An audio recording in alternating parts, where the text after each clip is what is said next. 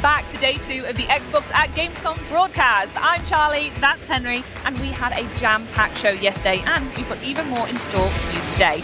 So we started off yesterday with announcing the pre-order details for the Xbox 25th anniversary collection, including that gorgeous X25 limited edition console, which, in case you missed it, at this very moment is officially open for pre-orders. So head to xbox.com to learn more. I cannot wait to add that controller to my collection, just to go along with the console itself. So I've got 2. Yeah, why not?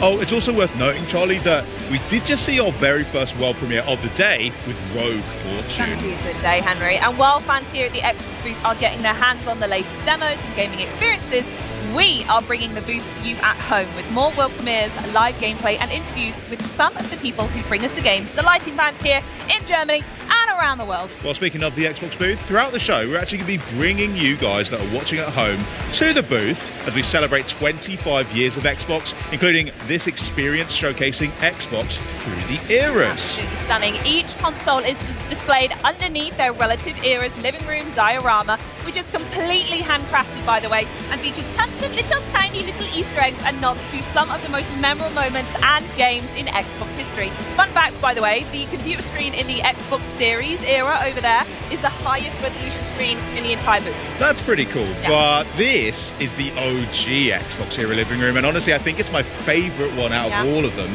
because yes, you got the big Duke at the bottom there, but up here we're, well, I'm going to call it the Dinky Duke. The Dinky Duke. Dinky Duke is so cute because it's basically the smallest, biggest controller ever. Yeah. The touchscreen devices on all of the dioramas are pretty cool though, because they mimic the UI and like the experience of turning on those consoles as well. Okay, you go. Wow. Yeah, you remember that? You remember that? I remember that in particular. And then as you're moving through, you get all these cool factoids about like the launch of the console, memorable games, and as you press through them, it lights up different things. Yeah, you can see look at the screen. It's rolling the like OG Bungie the intro as well, which will then go into the Halo Combat Evolved screen, which is so sick. I love the little details. They're all absolutely beautiful. But what else is really cool is at each one, you get a little photo. So you press that, you can then grab your phone. I did mine earlier, so don't worry about that. I'll show you it. You can do yours after this. Okay, thanks so much, Henry. Yeah, no worries. So kind. This is an absolute must-see here at the Xbox booth, so we don't want to spoil everything for you. Well, but the reason that I'm particularly drawn to this era as well is not just because it was the first one 25 years ago, can you believe that? Bonkers. But also, my most cool Xbox memory is that on Christmas Day, when I unboxed an OG Xbox, first I couldn't believe my eyes. Of course. Because, oh my God, I've got Halo now, I can play that. But I also then got to play it with my granddad, and I'll be honest, he had no idea what was going on, but we still had such a great time. Yeah. And I almost missed Christmas dinner that day because I was just so drawn into playing Halo. Understandable. But don't worry, I did get my turkey in the end. Turkey? Yeah. Nah, we'll talk about that later. Love the story otherwise. I remember my OG Xbox memory for, I think it was Fable 2. I think was my favorite. That was the moment my eyes sort of opened up and I went, hey, not only do I like video games more than I thought I did, but I realized they could be so much more. We all know the gut-wrenching decision you have to make at the end of Fable 2. I would judge anyone who didn't choose the dog, by the way, spoiler alert. But it just sort of, yeah, it was at that point I went, this is in my DNA, and I'm going to be glued to my Xbox for the foreseeable. Thank you very much. Well, with that in mind, why don't we keep you guys glued right here and jump into the action with a game that is already making headlines here at Gamescom. So check this out.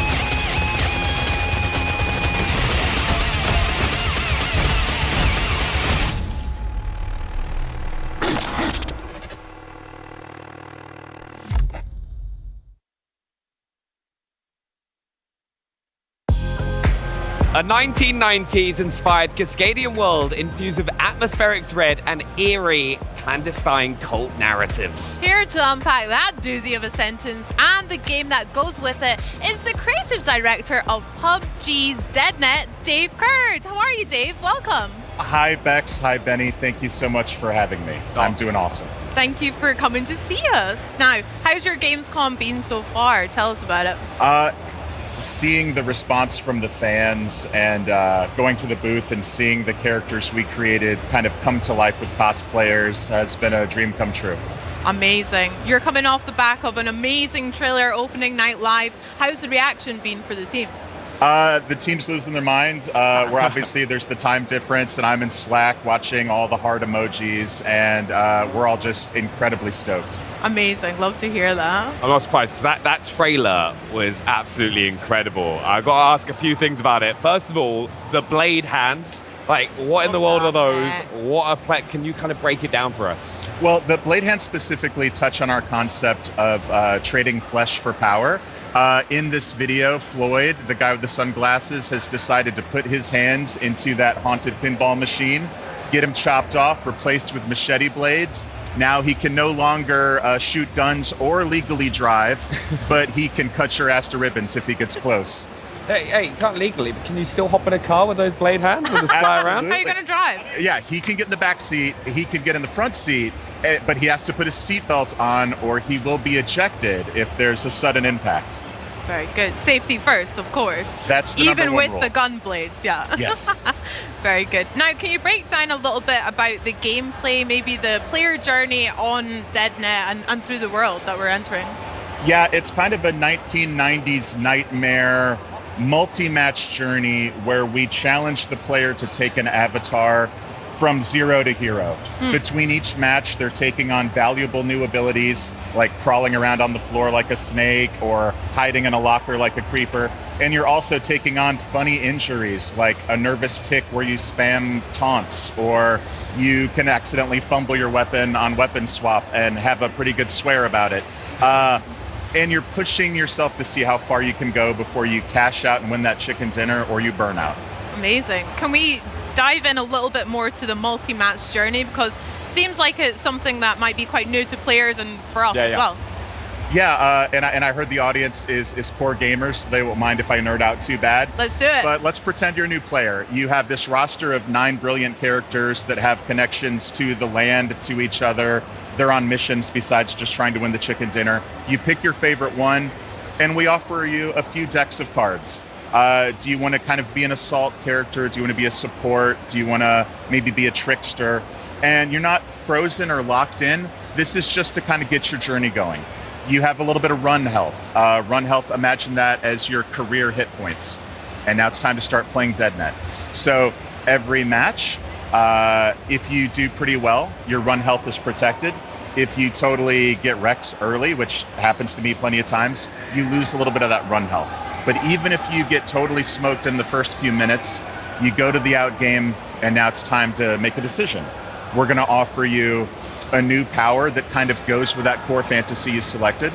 We're going to offer you something tantalizing really outside your core fantasy. Maybe you're a support character, and we're like, hey, do you want a boombox that lets you blast Wu-Tang Clan to heal your squad? Obviously, I do. I do want that. Exactly. And then third, we'll offer you something that kind of every character could use. And as you get deeper and deeper into your run, we're going to start packaging the good stuff with injuries. So now it's like, oh, do you want an akimbo ROM's ability? But it's going to come with you sneeze in the smoke, or it hurts to swim. And so as you're playing and pushing, you're mitigating. I'm building, I think, my dream player build, but also I'm getting these wacky injuries that come up and can cause hilarious whoopsie-daisies. One of my favorite injuries is called Hollywood Stuntman. Yeah. When you slide or dive, occasionally, small chance for an explosion behind you, which will hurt you and your squad. So you feel cool, but you might bust your buddies. So many things that can happen. But you've actually brought to Gamescom and this video, an exclusive video that will give us a bit of an insight into the world of DeadNet as well. So let's take a look at that. Fresh meat, huh? Cool. I'm Floyd. Guess that makes me your tour guide to this lovely little patch of hell they call Cascadia. Don't bother telling me your name. I got attachment issues. Mom says I love too hard. Anyway, watch where you step out here. Make too much noise and we'll be up to our assholes and weirdos. Fuck.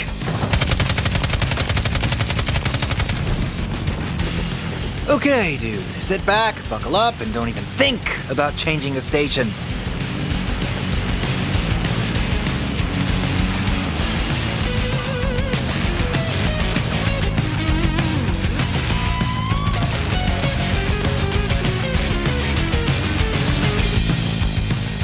Jesus. Cryptid Cove's seen better days. Oh well. Still plenty of fun to be had in the silly hole. At least that's what Uncle Tickles used to say. Game's simple. Dog eat dog. That's DeadNet. These guys are fucking psychos, but can't fault the name. The Cult of the Blind Mother. Home to some real bad hombres with crazy fucking beliefs. Like, I heard they think Biggie killed Tupac. Oh shit. Wait, did Biggie kill Tupac?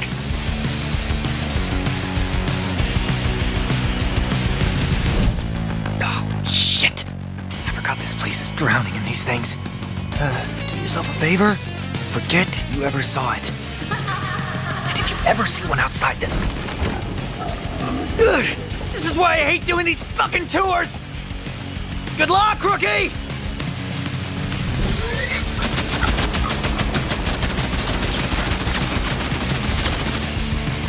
Keep moving, dude. We're almost to the falls.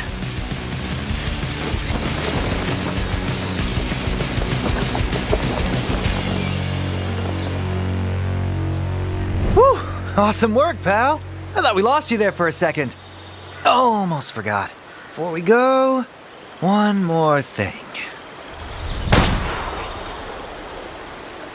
Hey, have you heard of the body shop? The things they can do to a person. We truly live in an age of miracles.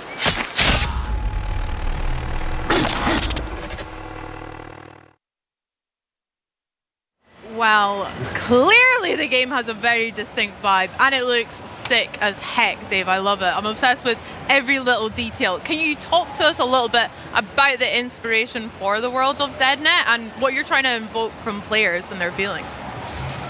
Well, I kind of think the age of making something that everyone kind of likes is over. I think it's time to make games that are evocative and are love-hate. I think the fans will forgive anything but being bored. So we wanted to take a big swing with a mid-90s Pacific Northwest setting, but not just cheaply recreating the 90s, but to take the films and movies I grew up with, Twin Peaks, X-Files, Silence of the Lambs, put it through a meat grinder, add body horror, David Cronenberg stuff, and arrive at something that is distinctly DeadNet. Heck yeah, that's so sick. Yeah, it looks amazing. Like every time I see these videos, I just want to keep playing. But there's a few things you pick up as well, like the opening of the window. Like the environment that you're playing in makes a lot of tactical differences to your gameplay. Could you expand a little bit on that for us? Yeah, I mean, it's obviously with Nanite and Lumen, the world is dense and detailed and beautiful, but players care about playing games. So a good example I use is in PUBG. If you see a window, you can shoot it or you can kind of smash through it, and that's great. In our game, we have something we call action agencies. So when you encounter a window, for example, you can slowly and silently open the window. No one will hear you, but you're exposed. You can quickly slam it open, but now you've made a little bit of noise, maybe you've given away your position. You can shoot it open or crash through it, but now you're going to leave a pool of glass wherever that happened, and if anyone steps on it, it's going to make a loud noise and tip people off. Or you can turn up the music, maybe turn on a jukebox or put on your boombox, and now they can't hear the broken glass. That's so interesting. Speaking of some of the locations we saw within that video, we saw some of the falls and maybe like a mall as well. Can you talk to us a little bit about some of your favorite locations that we can explore in Cascadia and also how they influence gameplay as well as the windows and things like that? Oh, absolutely. One of the ones in the video that Floyd was walking us through is called Cryptid Cove. It's kind of our throwback to Showbiz Pizza, kind of a, he's there in the laser tag arena. He's going into the silly hole. Classic Floyd. All the flies. What's funny about this location is it's those tubes, those kind of little kid McDonald's Land's tubes you're navigating through, which is like such an American childhood of the 90s feeling, covered in blood and guts, becomes such a fun location to try to fight over. So every time we hot drop, we're trying to win the tubes, we're trying to keep the tubes. And it's weird because just the other players naturally want to get us out of those tubes. Yeah. There's the Cult of the Blind Mother, very spooky, dark, Silence of the Lambs coded location where under the building, tons of nooks and crannies to hide in and take positions in. And in these games you're looting. You're trying to gear up and you're trying to get strong. But one of our powers is called Creeper, which allows us to actually hide inside of the loot. You can climb inside a refrigerator. Don't try this at home, kids. You can get inside of lockers. And I actually, fun fact, did the voiceover for what I have to call hiding pervert. Because when you're in the locker, I do this like, and then we run it through some post-process and make it sound cool. But when you are in Cascadia and you're hiding and waiting to get the drop to somebody, that's going to be my voice gently whispering in your ears. Love it. I'll remember that. I've also got to ask, because I know it's so important to players, is the size of the DeadNet map as well. Can you tell us a bit more about that? Absolutely. It is 5.5 by 5.5 kilometers of real Cascadian wilderness with mountains and jungles and beaches and plains and farms. But the initial circle, how the game begins, is only a 2.5 by 2.5 circle. So even though we're launching with one map, you never get the same zone twice. Interesting. Yeah, that's going to be amazing because it's going to force players to have to kind of learn different areas of the map and also different ways of approaching with their abilities that they've picked up. Yeah. Dave, I got to ask, we've seen it a couple of times in some of the gameplay. We've got a lot of baby dolls going on. Some of them are running around. Can you tell us a wee bit more about that? Because that looks right up your street. So we have kind of beyond chasing abilities and injuries, we have this notion of weirdos. These are very strange choices you can make for that single match, including taking those hands off or becoming the large dual SM or LMG wielding pig, or in the case you just mentioned, our little sweet, precious, darling baby doll. She is a 2.5 foot tall chaos gremlin that can, she spawns with a little tiny RC car, which drives very fast and is very cute to manipulate. She can hitch a ride on her squad mates. She can jump on your back. And most importantly, she can jump on an enemy's back and quietly hang out. And she will occasionally laugh, which can tip them off. And if the jig is up, if she has to fight, she can start drilling in the neck and stealing med kits and making you drop your stuff, which is incredibly frustrating to deal with. Yeah. God, I'll probably end up playing DeadNet so much I'll turn into a baby doll. I live and breathe it as much as I can. Right, Dave, we've got to talk about PUBG first coming to PC, but I hear that you and the team have really engineered DeadNet to be a bit more for a game that's console first. Can you talk a little bit about that and what that means to you guys? Well, I'm an old school console guy. My first game was Singularity by Raven Software. Shout out, made console first, aimed at the Xbox. And I myself, in my free time, my wife and I, who's probably watching, hi Kelly, Hi, we love to get on the couch and play console. So that means when we're considering how to make this game, the gunplay, the traversal, the movement has to feel so beautiful on the sticks. The UI, the UX has to be really friendly if you're 8 feet away on the couch. The rumble on your reload, or when you drop your weapon, or when a drill is going into your neck, needs to feel persuasive and fun and interesting. So we just think it makes a lot of sense to get it perfect on console, and then PC naturally would follow. Sounds good. Sounds awesome. I'm excited. Now, a lot of people who've played PUBG in the past, like narrative is not something that will instantly jump to their heads. With DeadNet, that's completely different. How is the narrative going to impact the player from game to game? So it's interesting. I talked about at the beginning of the show, you're choosing from a roster of 9 to start. Each one of these characters has connections to the map itself, where they will comment on areas of the map if they go someplace that's familiar to them. They have meta stories, goals, quests beyond just win the chicken dinner. It could be revenge, it could be finding someone that matters to them. And they have allies and rivals on the battlefield, which is expressed. If you ping someone that's an enemy, you're going to comment on it. If you revive an ally, you're going to have this little special VO.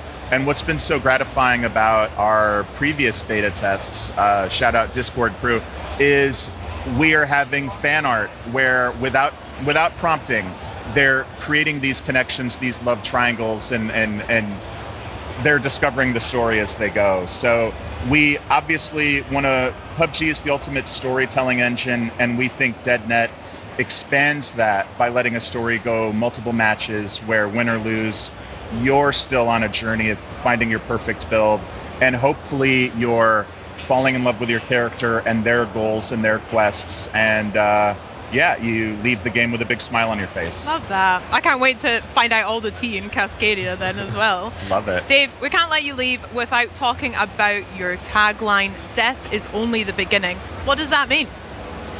Well, it means in every game I've ever played, I always want a hot drop, and I always get my shit rocked, and I'm always so sad.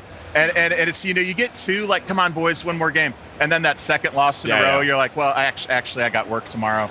In DeadNet, death is the beginning. You can get rocked. You can be an early out.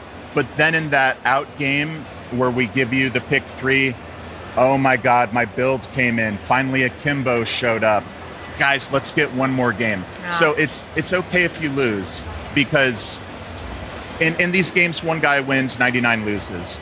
In our game, your real goal is making your perfect version of a killer, whether that's a guy with a car door riot shield playing a boombox to get his team hyped up, or a guy with blade hands that crawls around like a lunatic on his stomach like a little snake. We want to celebrate player expression and choice and creativity in the world of DeadNet. I just know that one more game is going to cause me some serious problems. So I'm going to be like, oh, we got to just get this build now. We got to do it. You mentioned betas, right, just a second ago. Yeah. Can you let people know how they can get involved themselves? We made the website super easy. It is DeadNet, DED, which stands for Dog Eat Dog. Nice. Go to DeadNet, sign up for the beta, get your asses to Cascadia, and I will see you out there in the slaughterhouse. We'll see you there too. Go do it right now. But I'm looking forward to DeadNet. It's going to be so much fun. It's been, honestly, one of my favorites from Gamescom so far as well. But thank you for coming by. Enjoy the rest of Gamescom. And thank you so much for sharing it with us. Thank you so much. It was a privilege and an honor. Have a great show, guys. Thank you. Got to get that 90s playlist from you as well at some point. Look for it on Spotify. Nice. Now, coming up for you guys, we are jumping into the driver's seat of a Hollywood stunt car as we traverse the world's deadliest petting zoo with a prehistoric twist and all the beasts that you can shake sticks at. But first, shifting gears to a jet engine with a saddle, it's time to go under the hood with Star Wars Galactic Racers.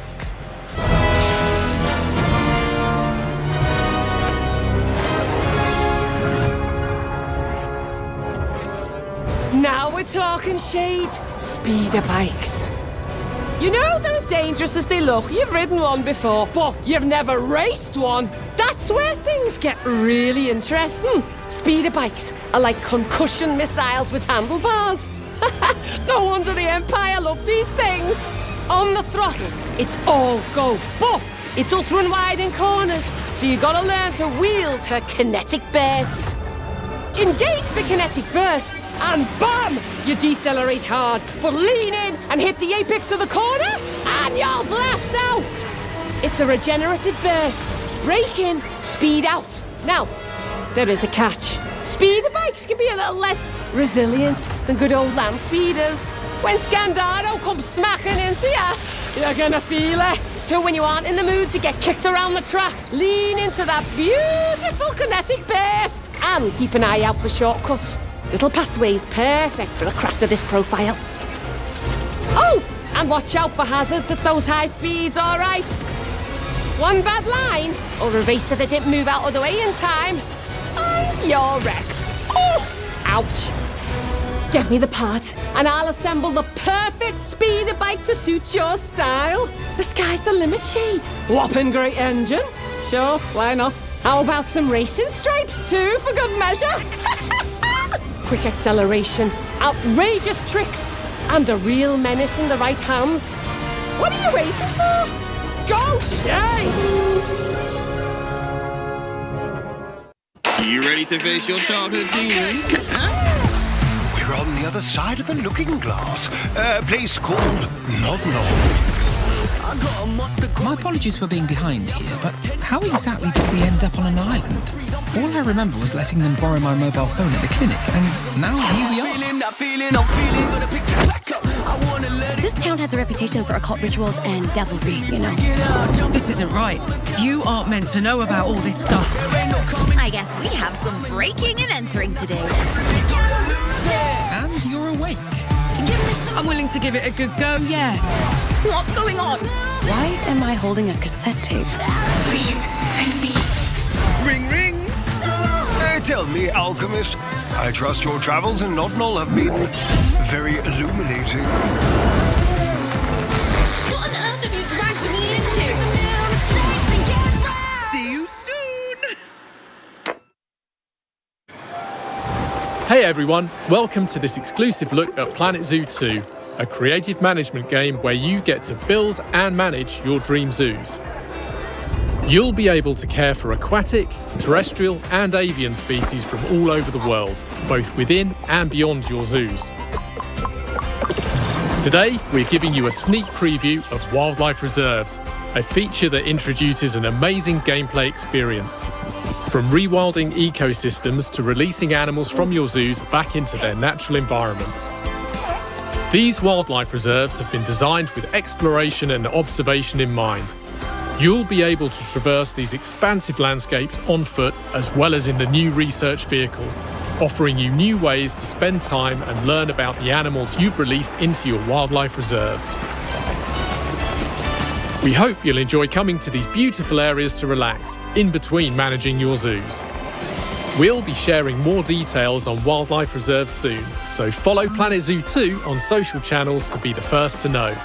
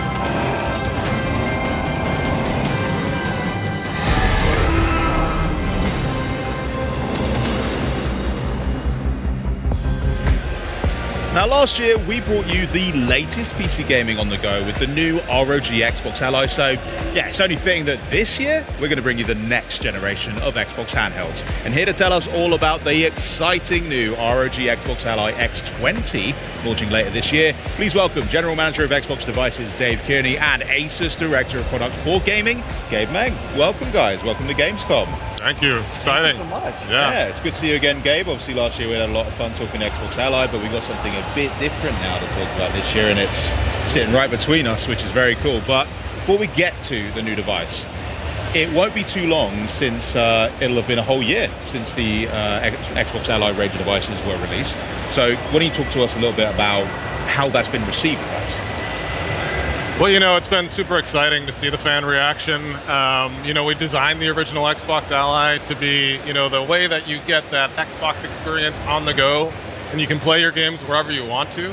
And it's been so fun to see people around the world doing exactly that, playing Xbox in all kinds of interesting locations, unexpected locations. Yeah, I won't tell you where I play mine.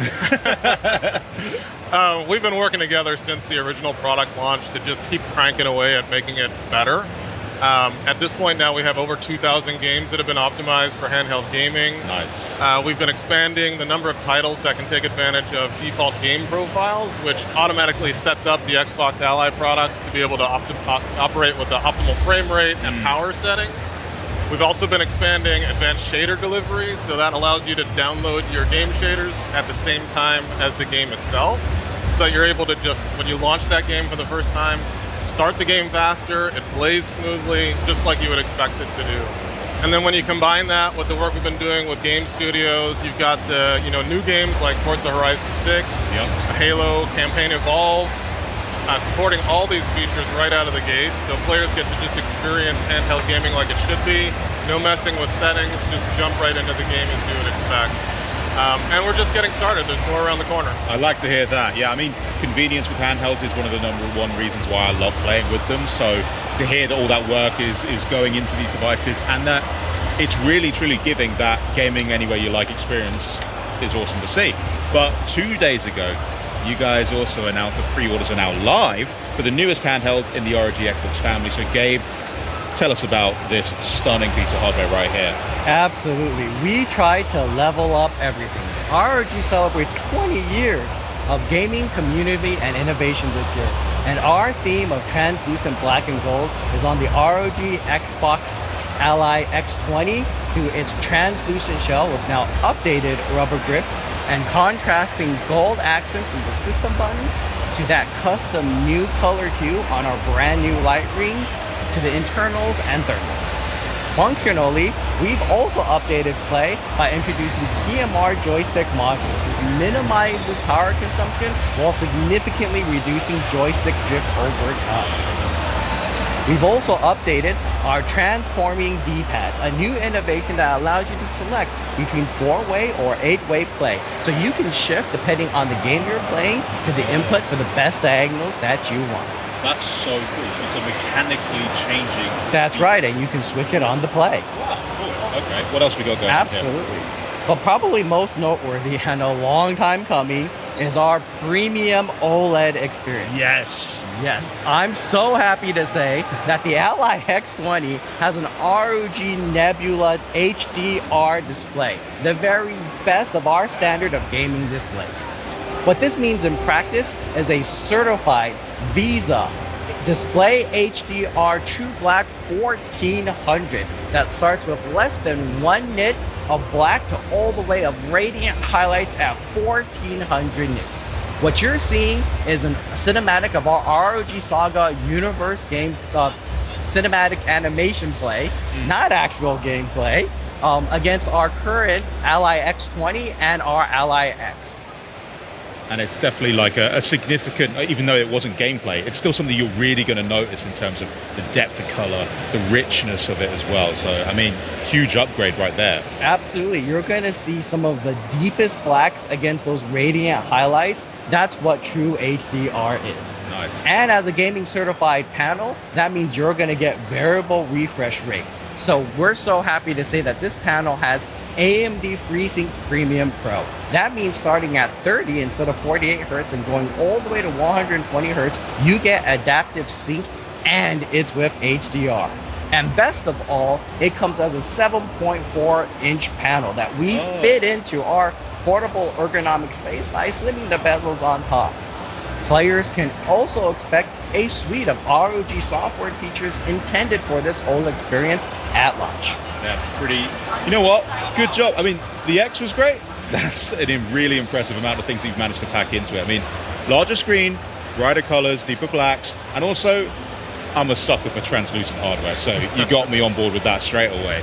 Obviously, like you were saying, the Ally family has been undergoing numerous software updates, firmware updates that have improved the experience for players who already own an Xbox Ally or an Xbox Ally X. Can we expect that same level of updates to land with the X20 as well? For sure. I mean, one of the things that I love about the gaming community is just the passion and there is no shortage of feedback that we get from all the fans out there.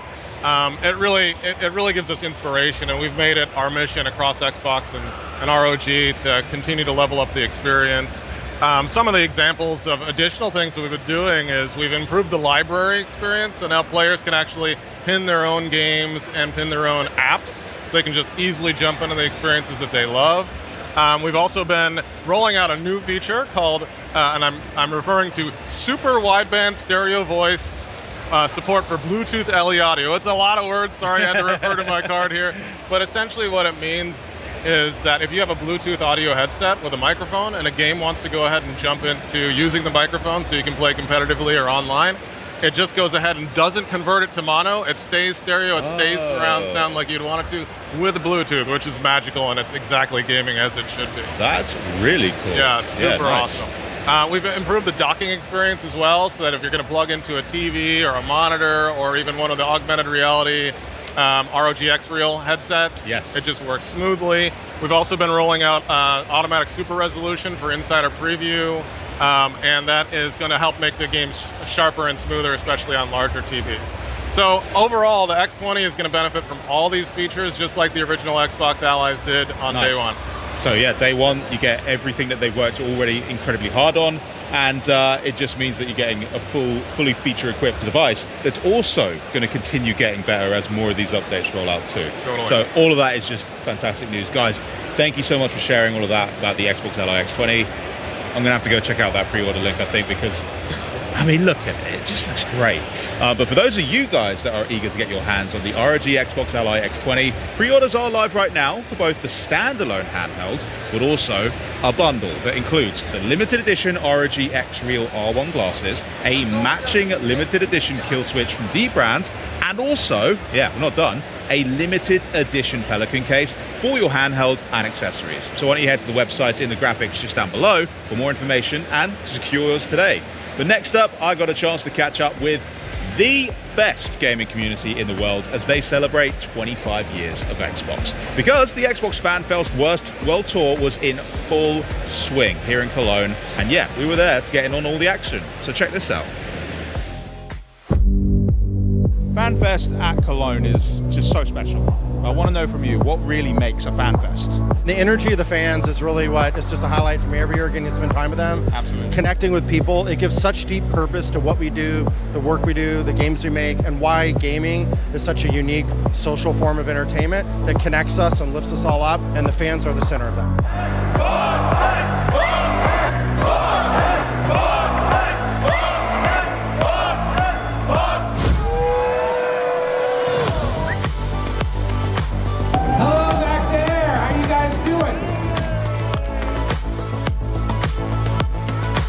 I'm so excited to be back to celebrate with you, the fans, because as you know, the community is near and dear to me. But right now, we're here to celebrate the great games. We're here to celebrate 25 years of Xbox. What is your favorite memory from across the years of Xbox? I gifted my little sisters an Xbox for their birthday. They're 10 years younger. And it was very exciting seeing them exploring all the games and getting comfortable with the console. So you're inspiring the next generation of Xbox fans.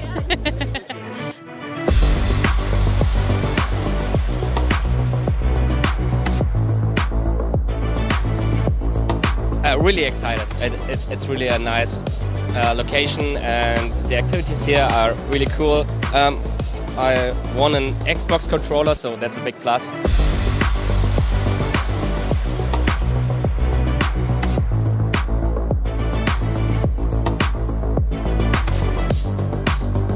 I have to ask, you've been to so many throughout the years, what is your most favorite thing about FanFest? What makes it FanFest? I mean, I have to say it's in the name, FanFest, right? It's the fans. They are what power this, they are what power Xbox. So coming here and feeling that energy, it's intoxicating. Favorite thing about coming to FanFest? Actually meeting new people every day, but also meeting friends from last year, and also playing all the good games, also in Game Pass. So yeah.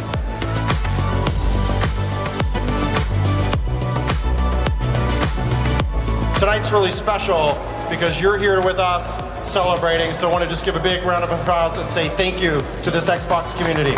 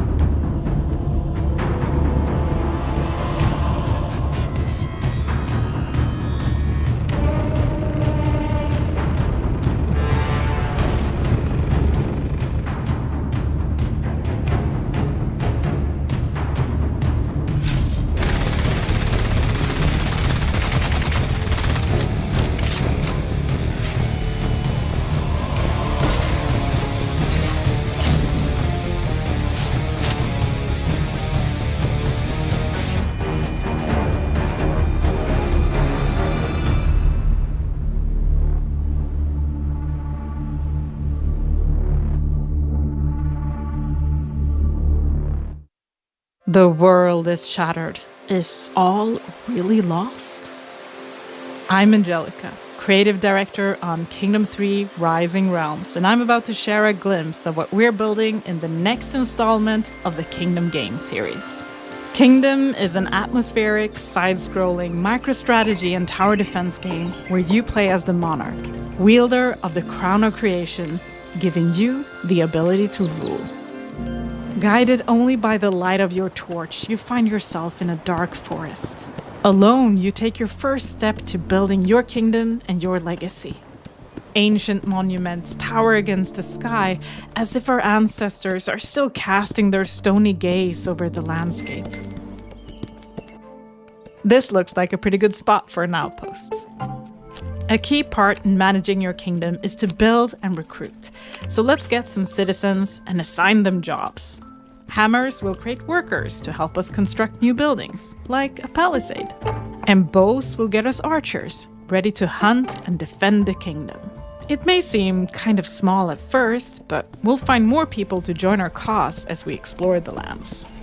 In Kingdom 3, we want to create a vibrant world that speaks of ancient legends and introduce you to some new faces, hopefully friendly ones. Like this elite character here. She's the Bowmaster, a skilled archer who will not only bring her own firepower, but also strengthen the other archers in the kingdom. Elites are new units. They're one of a kind and they'll all bring powerful and unique abilities, and strategic choices for upgrades.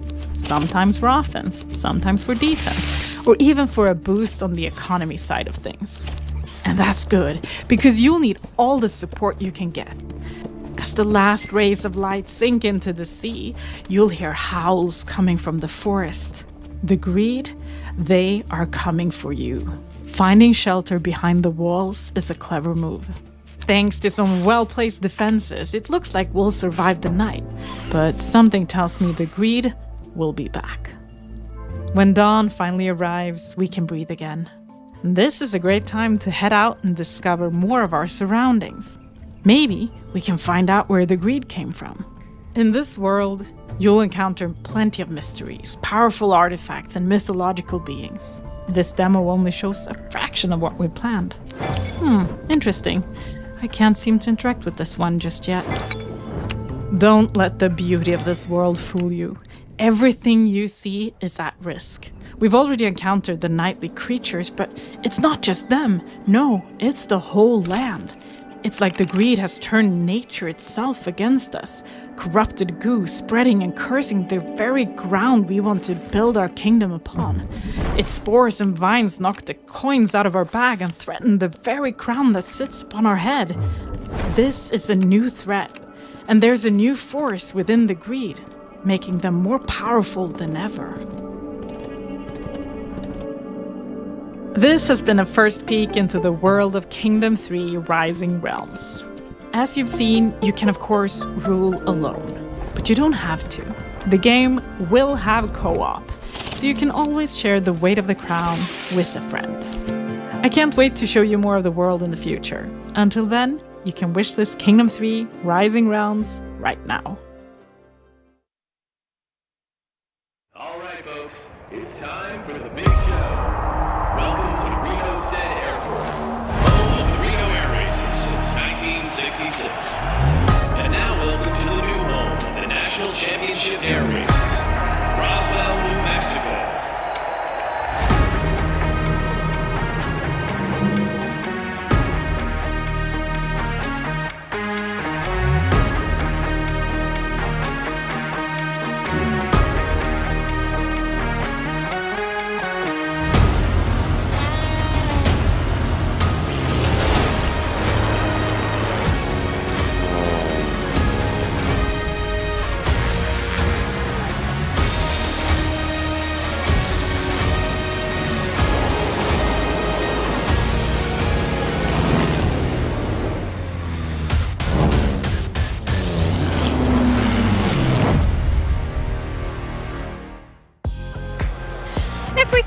Gamescom and didn't talk about Microsoft Flight Simulator, would it even be Gamescom? No. So joining me to talk about the update that you just saw is head of Microsoft Flight Simulator, Jörg Newman, and President and Chief Operating Officer of the National Championship Air Races, Tony Logatetta. Welcome, guys. How are you? Great. Thank you for having us. Well, thank you so much for being here. Now, the National Championship Air Races trailer, that looked sick, what we just saw. Indeed. Can you tell me a little bit more about it? Sure, absolutely. So the National Championship Air Races go all the way back to 1964. Wow. It's a unique, one-of-a-kind event in the world. It features multi-lap, multi-aircraft racing with a variety of aircraft ranging from small aerobatic biplanes all the way up to World War II era warbirds and military training jets. It's really super cool. It's the world's fastest motorsport. Planes get over speeds of 500 miles an hour racing wingtip to wingtip. That's up pretty against fast. each other. Oh yeah. Not too many things that go that fast. Not with humans inside them anyway, right? You get some rocket cars and military jets and some commercial airliners, but yeah, it's pretty incredible. I took the ICE train from Frankfurt yesterday, and it only goes about half as fast as these ones do. Got to catch up. That's incredible. Amazing variety of planes and amazing speeds as well. But tell me, how close to the ground do they actually fly? Because they look pretty close there. Yeah, they get very close. So, really? Yes, it's 50 to 350 feet now. So 15 meters above the ground where a lot of them are flying. Yeah, it's That's pretty scary. Oh yeah, it's incredibly challenging, and it really takes the best pilots in the world to participate in the event. Yeah. Yeah. Wow, that's incredible. Now, would you like this? So we connected Jörg and his team with a bunch of our most experienced pilots. Yeah. And it's been so cool to watch them work and just work so hard at making this truly authentic and realistic, like bringing what's real into the flight simulator. So now we've got the old Reno racetrack, plus we have the new Roswell track. So I'm really excited for flight sim fans to see it. I love the design of the Roswell track. That looked really cool. It's awesome. And you've spoken about some of the pilots working with the team at Flight Simulator. Jörg, how have you made the team, you and the team made such an experience feel really authentic and realistic in flight sim for the likes of me, who maybe isn't the best pilot just yet anyway? Yeah, I mean, we couldn't obviously do it without the help of Tony and his team. So we worked with them for like 6 years now. Cool. And in Flight Sim 2020, we actually had the Reno Air Race. It's a classic race. And it was fun, it was exciting, it has a lot of fans, but for Flight Sim 2024, we want to take this a lot further, make it more realistic. And a lot of the realism comes out of the planes. So in Flight Sim 2020, you could just go full throttle forward and you could fly the race. It's no longer so. Now you actually have to manage the plane. You have to watch your manifold air pressure. You have to watch the engine temperature. And it's a more challenging thing, but it's much deeper. And it's a lot more fun. And on top of that, we added another race class, the short takeoff and landing race class. You saw it in the trailer. Yeah. They're like super close to the ground. It's like a 1-to-1 versus race. Also super fun. Wow, it sounds really good and really fun. Yeah. I'd love to have a go, and we actually have experiences here at Gamescom, right, on the Xbox booth? Yes. Like, so it's right over there. Like, it's the first time anybody outside the team can play the National Championship air races. We have a leaderboard. The leaderboard is a daily leaderboard. Yesterday I was on it for like a brief moment. Oh, well done, you. Yeah, well, but no. So whoever gets the top prize gets a really cool remote control P-51. We brought 7 of those planes. They're the fastest ones in the race, 500 miles an hour. Wow. And we'll see who wins. Okay, well maybe I'll have to have a go and try and win that prize for myself afterwards. Tony, thank you so much for joining us to tell us about the National Air Race Championships and what we can look forward to in Flight Sim with that. Can you let me know when that's coming out now? Yeah, so the real live event is coming up in 3 weeks. It's September 16th to 20th in Roswell, New Mexico. Not long at all. How exciting. And we're going to start flighting it in Flight Sim, and it's releasing October 13th. Yep. Awesome. So get ready. Get ready. You better get ready. Now, Jorg, as usual, I know that's not all. Have you got something else to share with us today? Just a little. Just a little. Let's take a look. Yeah, so I'm from Germany, as you probably know, right? So let's watch the trailer first.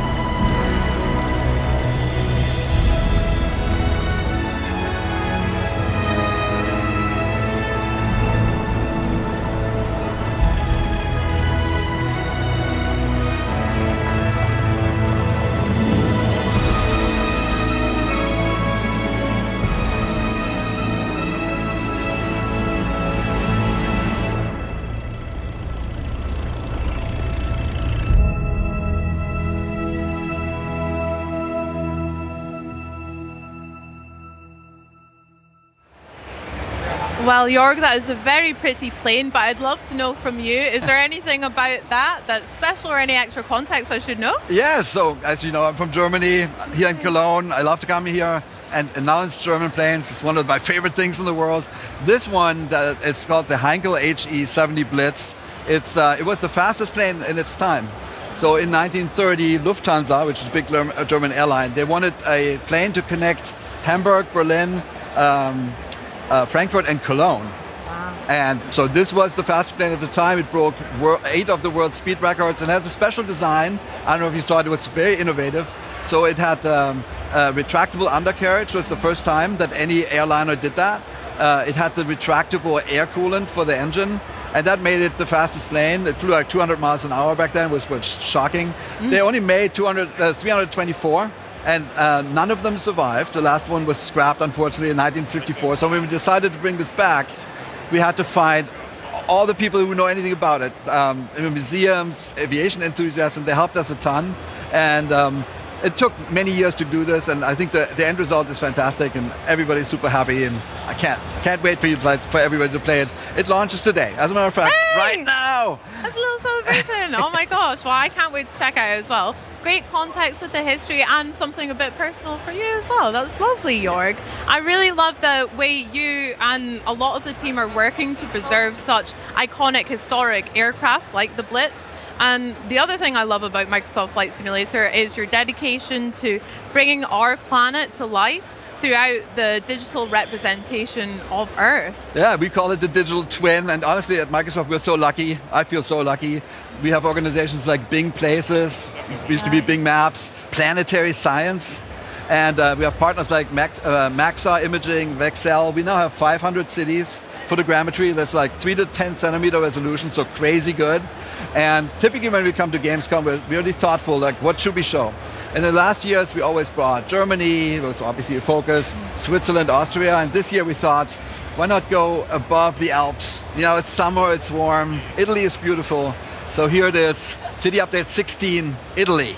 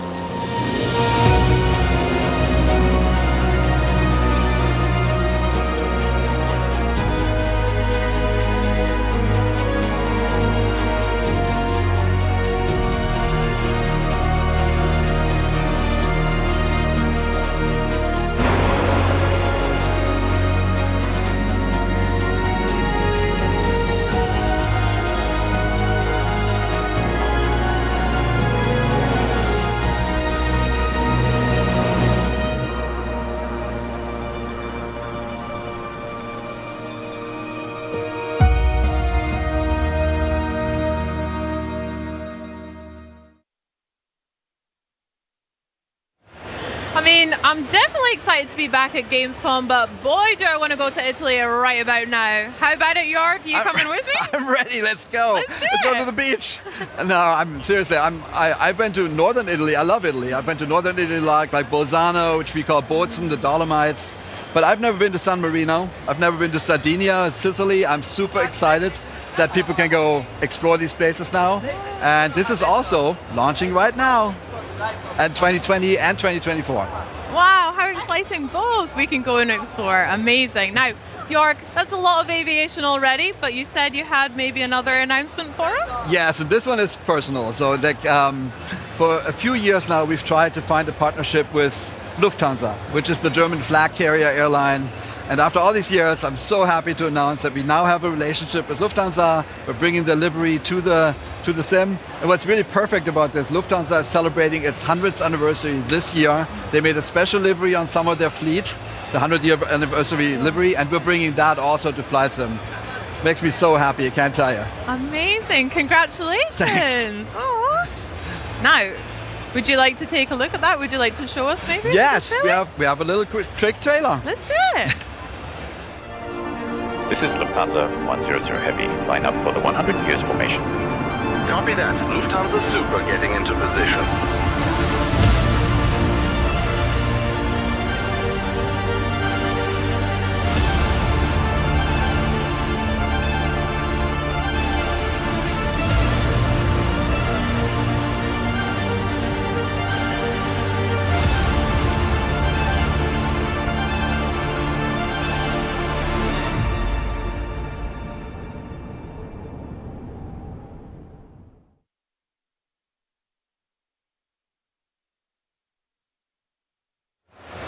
Jorg, that looks absolutely gorgeous. I love the livery. I can't wait to fly them as well. And congratulations again for that partnership. I love that. That's personal for you and to the team. It's a match made in heaven. Oh, fantastic. Love to hear it. Now, Jorg, before we let you go, I have a little challenge for you. Okay. You are head of Microsoft Flight Simulator, so I would like to hear how many planes you can name in 30 seconds. Are you up for it? Okay. Okay, Planes? let's get that timer starting. And now. All right, Cessna 170, 172, 175, 180, 182, 185, 190, 195, 206, 207, Boeing 707, Boeing 717, 27, 37, 47, 57, 67, 77, 87, Airbus 220, 319, 320, 321, 330, 340, 350, 380, and then X1, 2, 3, 4, 5, 6, 7, 8, 9, 10, 11, 12, 13, 14, 15, 16, 17, 18, 19, 20. Enough. Well done, York. Explains. I'm going to say that was like at least 1 million planes. So well I done. don't know. I want to count. Okay, we'll review it in post. York, it's always a pleasure. Thank you so much for bringing so much for us to enjoy and joining us into this excursion into the world of aviation. Thank you so much. It's great to see you. Great to see you. Have a great Gamescom. But for you guys here, these 4 days in August, Cologne is the epicenter of gaming with all the latest news and titles, including these next 4 games set to make their debut on an Xbox, PC, or a handheld near you, and some could be dropping a little sooner than you think. There are treasures here that could change your life. The ones who have gone inside have been pretty silent through the years, but you are different. Aren't you? So, eat as well as you can. After all, you never know which meal will be your last.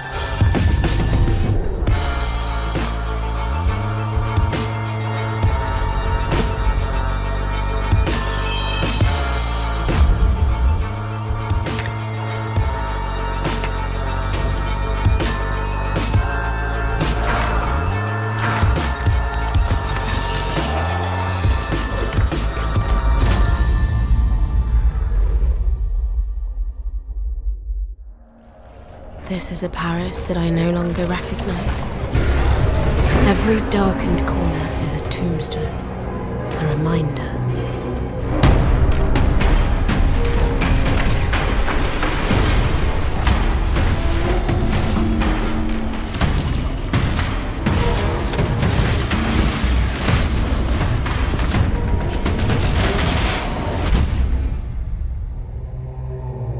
Tell me, do you think I'm chasing a false path?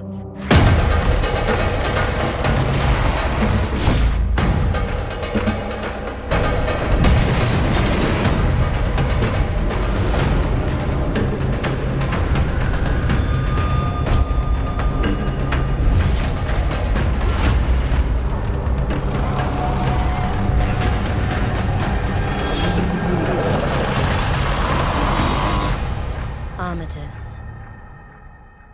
Wishlist now.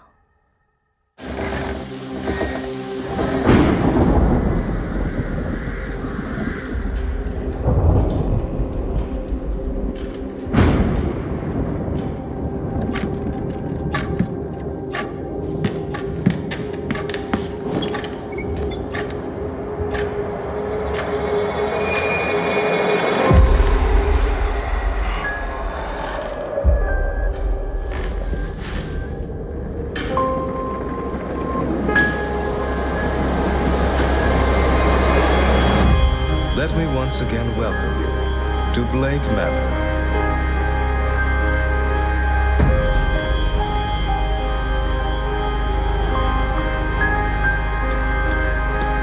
Tomorrow night, when the veil is finished, we will speak directly with one of the dead. Why did you let it happen? Well then, Mr. World, welcome to the Grand Seance. I hope whatever you are looking for, you find it here. Hey survivors. The heart of Daisy Badlands is now geopolitical intrigue and countless stories waiting to be told. Most importantly, your story. But instead of being just survivors stranded on the coast, we now expect you to become nomads, mercenaries, and local to know the lay of the land. In short, you are expected to be more experienced, hardened, and shrewd. However, our motto, "This is your story," is still very much in effect. That means we still expect you to approach it in your own way and pace. You will lead your own story, by dying a lot. At first, this might happen because of prolonged exposure to the sun or extreme dehydration, since standing water is scarce in Nasdara. But you know what you are doing. You will search for regional clothing with low insulation, keep yourself in the shade, and maybe even team up with another player to restore a broken down well so you can share the water. And then they can betray you. Let's say you have the basics of survival figured out. You found some decent gear, interesting food and drinks to keep you going, a friendly companion to travel with, and motorcycles that can take you farther than you've ever gone before. Anyhow, at this point you will want to upgrade to better gear and find stronger protection. You'll have multiple points of interest to choose from, like these examples.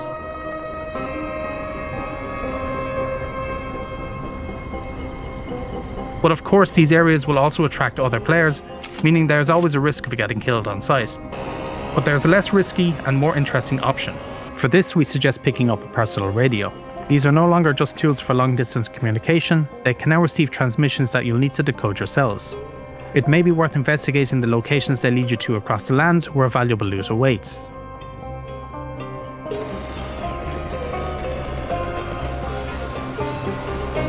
We won't leave you high and dry, as you'll find resources to help you decode the messages. So, now that you have all the loot you need and more, how do you store it safely? You will be able to rebuild and barricade some of the houses found throughout Nasdara. Whether it is a single room or an entire building, there will be plenty of options to choose from, as long as you can gather the necessary materials for your reconstruction project. And most importantly, shelter is a necessity when it comes to keeping you and your squad safe, especially during a certain event, when all you can do is hunker down, wait it out, and hope it passes. Of course, these are only a few possible lives. As always, this is your story, and we can't wait to see them all. See you in the Badlands on October 15th, survivors.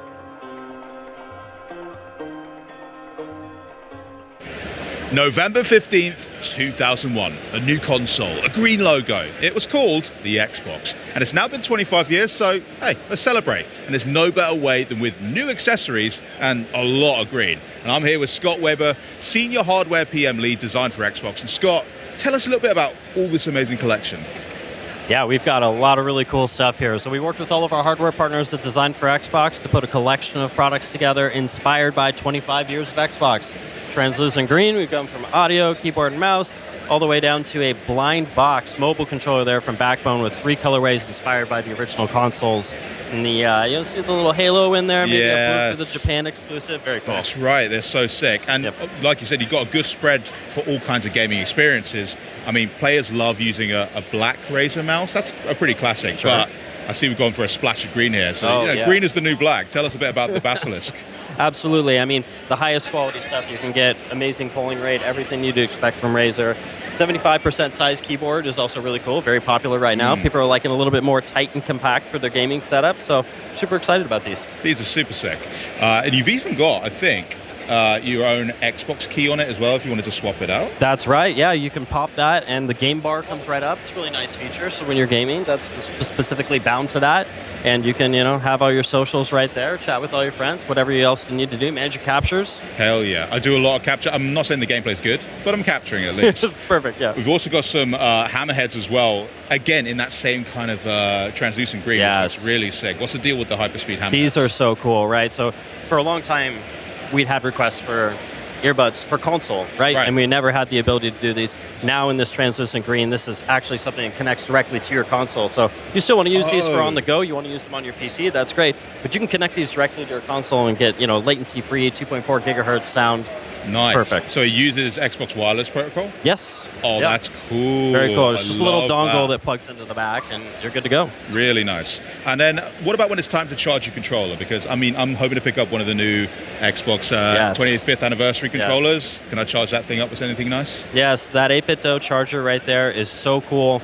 It perfectly matches the design, right? Yeah. So we've worked with them, worked with our team, industrial design team, to make sure that we have sort of a seamless experience that goes all the way through. It's the perfect way to display your very special controller, which we know is already a hot ticket item. So sick.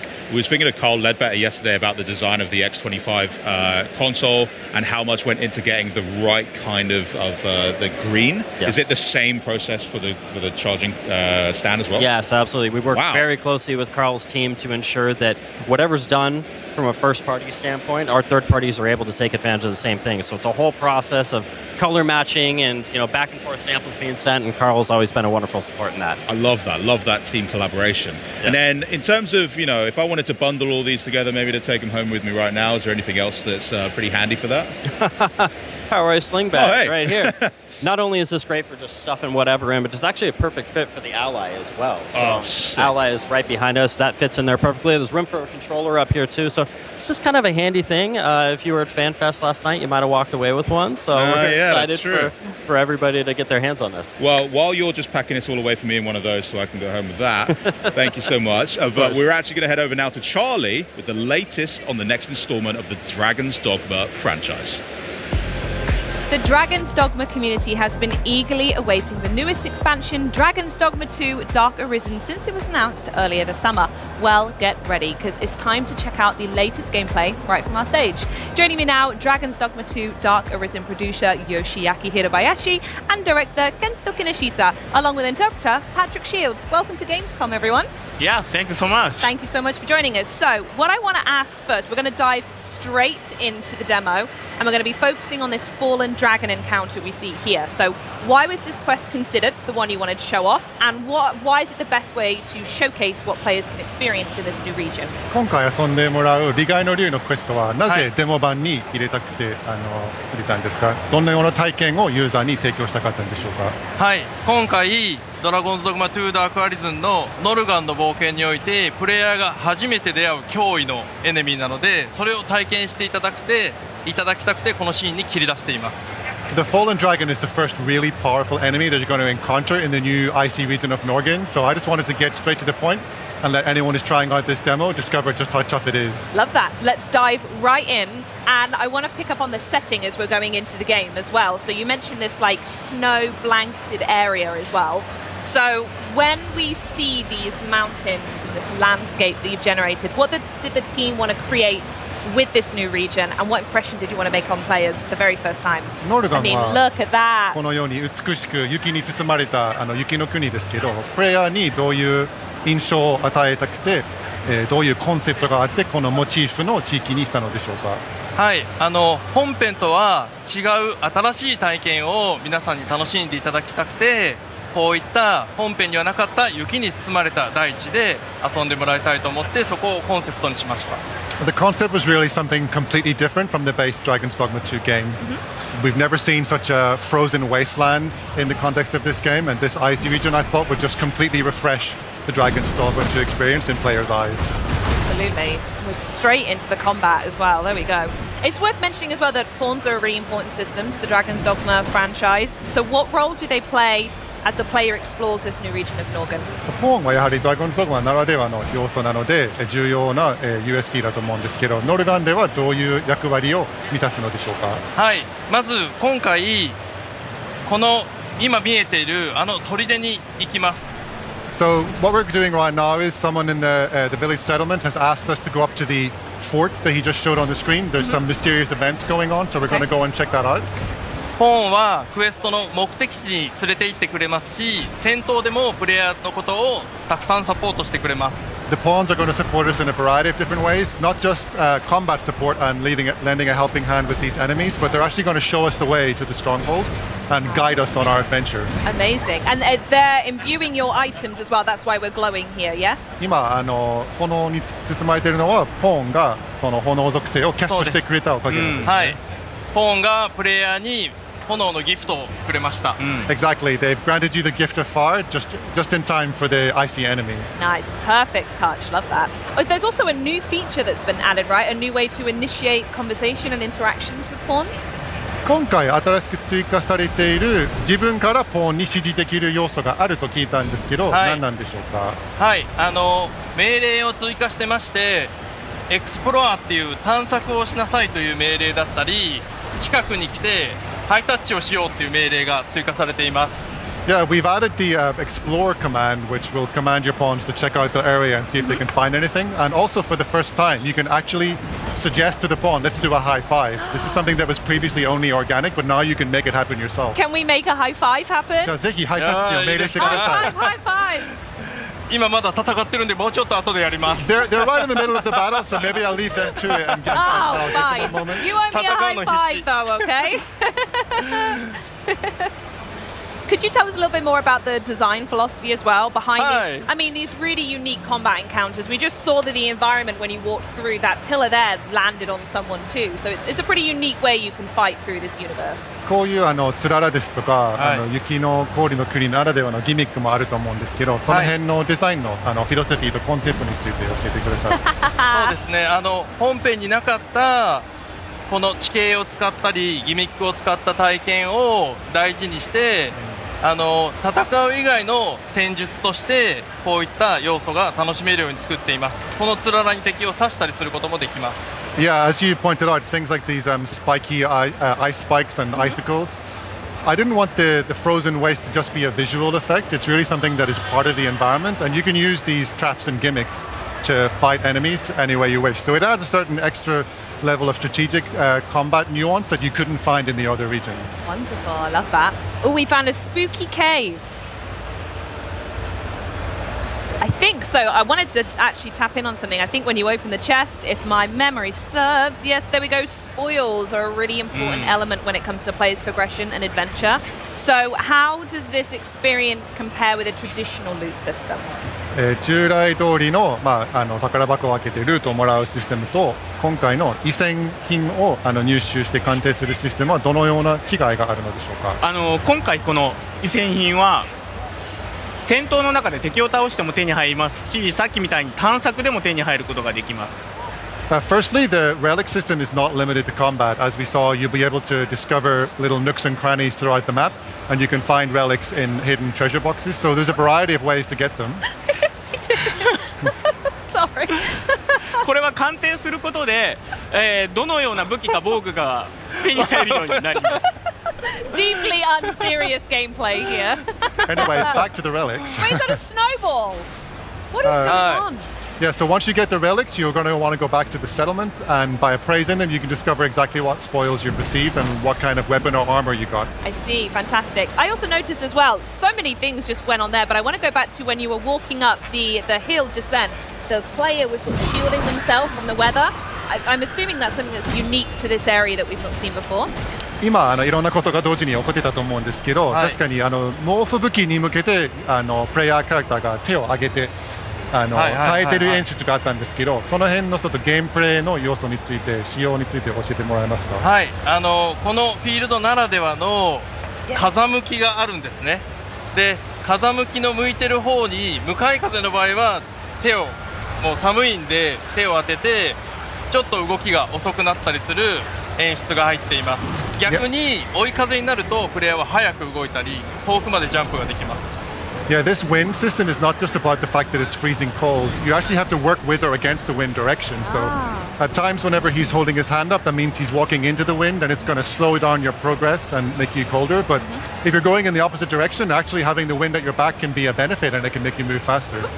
He's snowballs. He's a menace. Tell him he's a menace. もう意地悪なんですね、遊び方が。いや、紹介ですよ。All I want to do is show you the features. Oh, thank you, thank you. There's crazy, crazy features.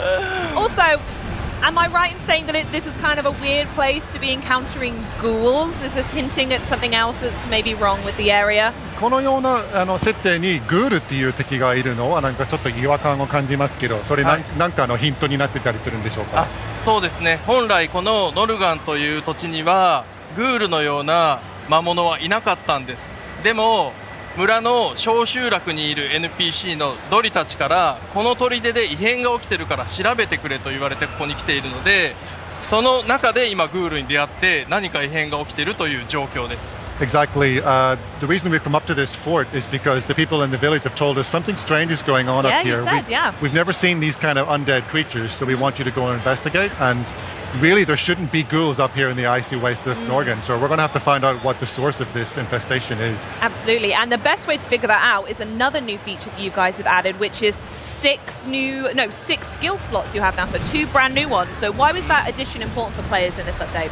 今探索と戦闘している間に、確かに武器のスキルが、4つから6つセットできるようになっている状況でのプレイなんですけど、なぜそういうふうに仕様を変更したのでしょうか。はい、ユーザーの皆さんからいろいろお声をいただいて、戦闘は楽しいんだけれどももう少しカスタムスキルをセットしたいんだというご要望もたくさんいただいたので、カスタムスキルのセット数を4から6に増やしています。The increase in the skill slots was really a response to player feedback. As you said, it was only 4 slots in the base game, and we heard from a lot of players that while they loved the combat action of the game, they just felt a little bit limited in terms of their toolset variety. So boosting that up to 6 slots, I think, just gives you so many more options at a given time, and Everyone it adds, wants to do more. yeah, right? it gives you extra depth to your gameplay. こちらのカスタムスキルが4から6になるのは9月の2日に予定しているタイトルアップデートですでにもうドラゴンドグマ2本体の方で体験することが可能です。This isn't a DLC exclusive feature though. We're adding in the extra skill slots in the update which we've just announced this morning is coming on Fantastic. 2nd of September European time, 1st of September Pacific time. You'll be able to update your base Dragon's Dogma 2 game and enjoy that extra 2 skill slots even if you haven't yet got into Dark Arisen. Fantastic news. Feels like Christmas. What a gift. 嬉しいプレゼントなんですね。I'm wondering, do you have any favorite class types to fight as, or anyone that you guys tend to roll with immediately? テストプレイとかプライベートでも好んで選ぶジョブとかありますでしょうか？僕はファイターのスラッシュ&ボードの遊び方が好きなので、よくこのファイターを選んで遊んでいます。I believe simple is best, so I stick to the fighter. You know, they call it sword and board gameplay, and that suits me perfectly, so I stick with the fighter usually. Amazing. What's that? I'm gonna guess that's the fallen dragon we saw at the beginning. これは一体何でしょうか？利害の竜という存在だったりするのでしょうか？はい、このシーンの目玉となるボスバトルが始まります。Yeah, this is the key centerpiece of this quest. It's the battle with the fallen dragon. It's got a really how do I say this as a compliment? That's a really horrible looking dragon. And I'm gonna guess the ghouls are connected to him in some way because he's spitting them up. この不気味な要素からすると、おそらくグールの存在に関連している存在なんですね。そうなんです。今まさしく喋ってる間に吐き出しましたし、グールを吐き出してグールも迫ってきますし、このドラゴンとも戦わなきゃいけない非常に危機の楽しめるシチュエーションです。Exactly. While you were asking, he literally puked up those ghouls. Yeah. So they're question asked, question answered. There you go. So they're going to add a little bit of extra spice to this boss battle. You're not just taking on this huge dragon, but you have this crowd of ghouls to try and manage as well. Yeah. Absolutely. And clearly, you can see from the screen right here, if anyone hasn't played any Dragon's Dogma gameplay, that health bar is pretty monstrous. So we know that this dragon is an immense threat to this region. So why was he the best one to show off for this experience? Is it because he was big, mean, ugly, and difficult, or was there another reason? HP ゲージとドット数からすると相当手強い敵だと思うんですけど、あえてこの高難易度の敵をデモのクエストとして選びたかったのでしょうか？チャレンジングな内容ということをアピールしているものでしょうか？そうですね、チャレンジングな内容もアピールできたらいいと思ってたんですけれども、いいと思ってるんですけれども、それ以上にこのノルガンのストーリーに対して重要なドラゴンだから紹介したくてシーンに入れています。That's certainly one aspect, showing you that there's really meaty challenge awaiting you in Dark Arisen, but also the Fallen Dragon is really a key puzzle piece to the game's storyline. So I wanted to choose a quest where people can get an experience of what awaits them in the story as well. He's crawling all over his head now. I mean, it's amazing gameplay. I absolutely love it, and it's so good to see a battle with a dragon because it's such a defining feature of the series. So, can you tell us some more maybe memorable moments we can expect from this combat encounter? 今回のボス戦は今頭に登ったりしてると思うんですけど、他に何か期待できるサプライズな要素ですとか、チャレンジングな部分を紹介してもらっていいでしょうか？はい、これからもう少し頑張って攻略していくんですけれども、このドラゴン心臓がないんです。I'm going to keep trying to take him down, and you'll probably see some changes as the fight progresses. But it's quite easy to notice right now that this dragon actually has no heart in its chest. There's a hollow hole. Wow, that's the blue that we're seeing. It also doesn't have a head anymore. はい、またこのように頭を壊してもまだ動くのです。He may have lost his head, but he's gonna not just die instantly. So don't worry, the battle isn't over. The health bar's going isn't a sign of good things. There's actually more work HP ゲージが to 効いたのはもう終わってるっていうわけではないんです。そうなんです。Yeah, still not over. Oh no. And the health bar is completely back. もう完全に回復したじゃないですか。HP ゲージ。はい。And so are all the ads. そうです。まだグール入ってきますし、まだ動くので、プレイヤーはどうやったら倒せるのかを探して戦うことが。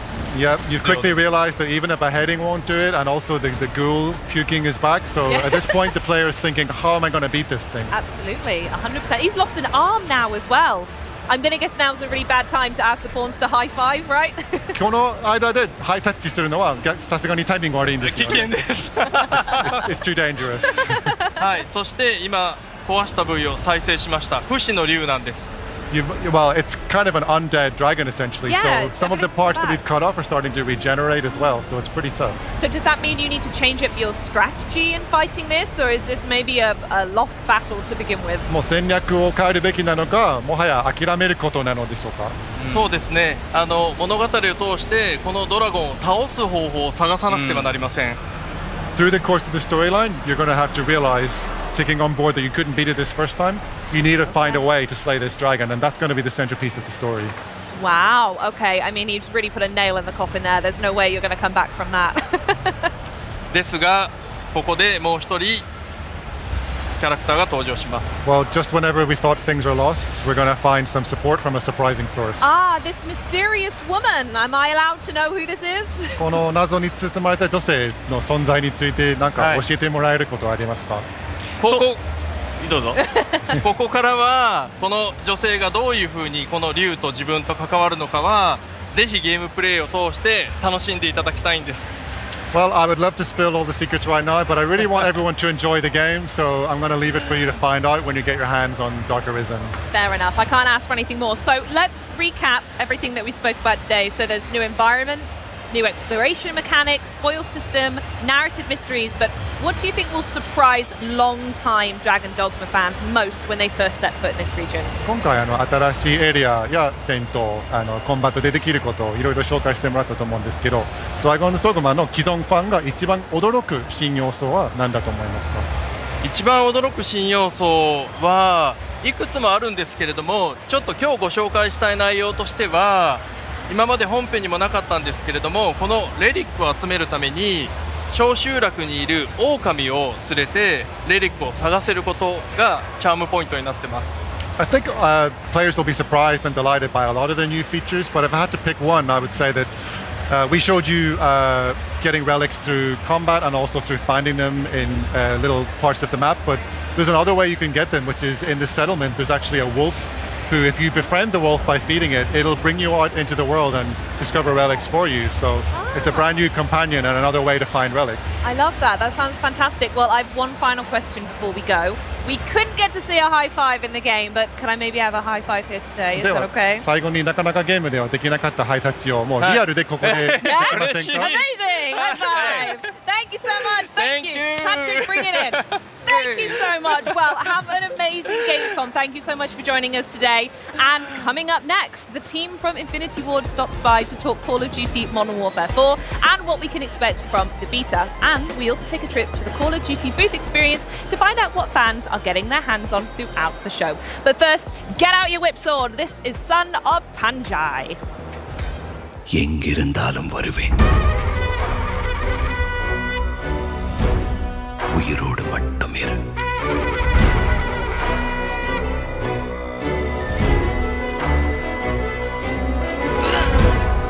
தப்பான இடத்துக்கு வந்துட்ட தம்பி.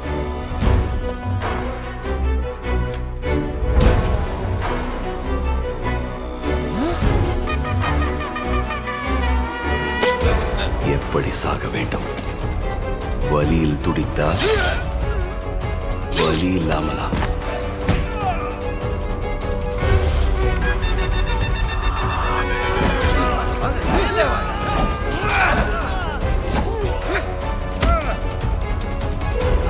அந்த கால் என்னடா?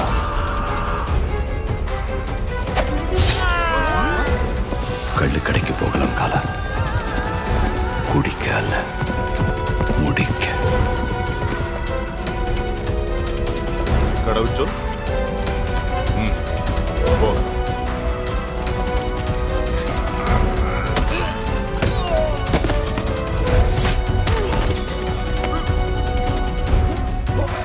நீதான் இந்த கூட்டத்துக்கு தலைவன்.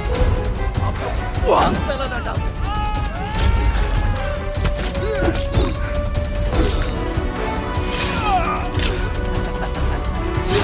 முகத்தை பார்த்தாலே ஒரு காட்சி.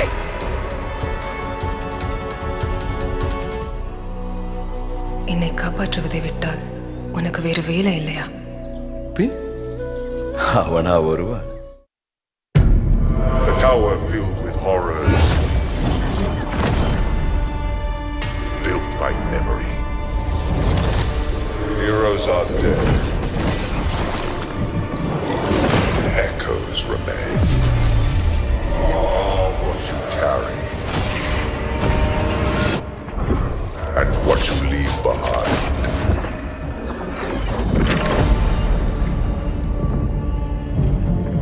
Each relic you discover was built by memory.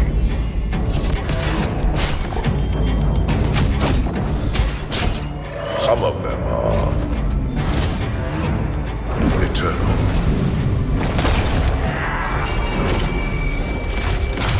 Fight to be remembered.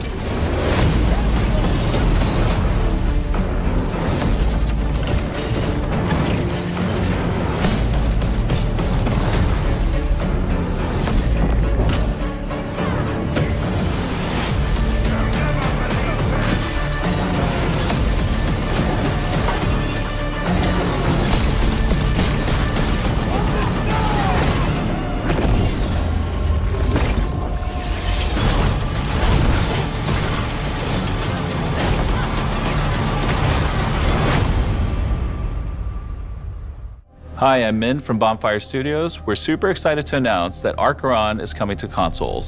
We've been playtesting as a team for years. We've expanded it into PC, and now we're bringing our playtesting to Xbox. I'm here with Jeremy and Elliot, and we're going to talk to you about how much we love our game and why it's fun and different.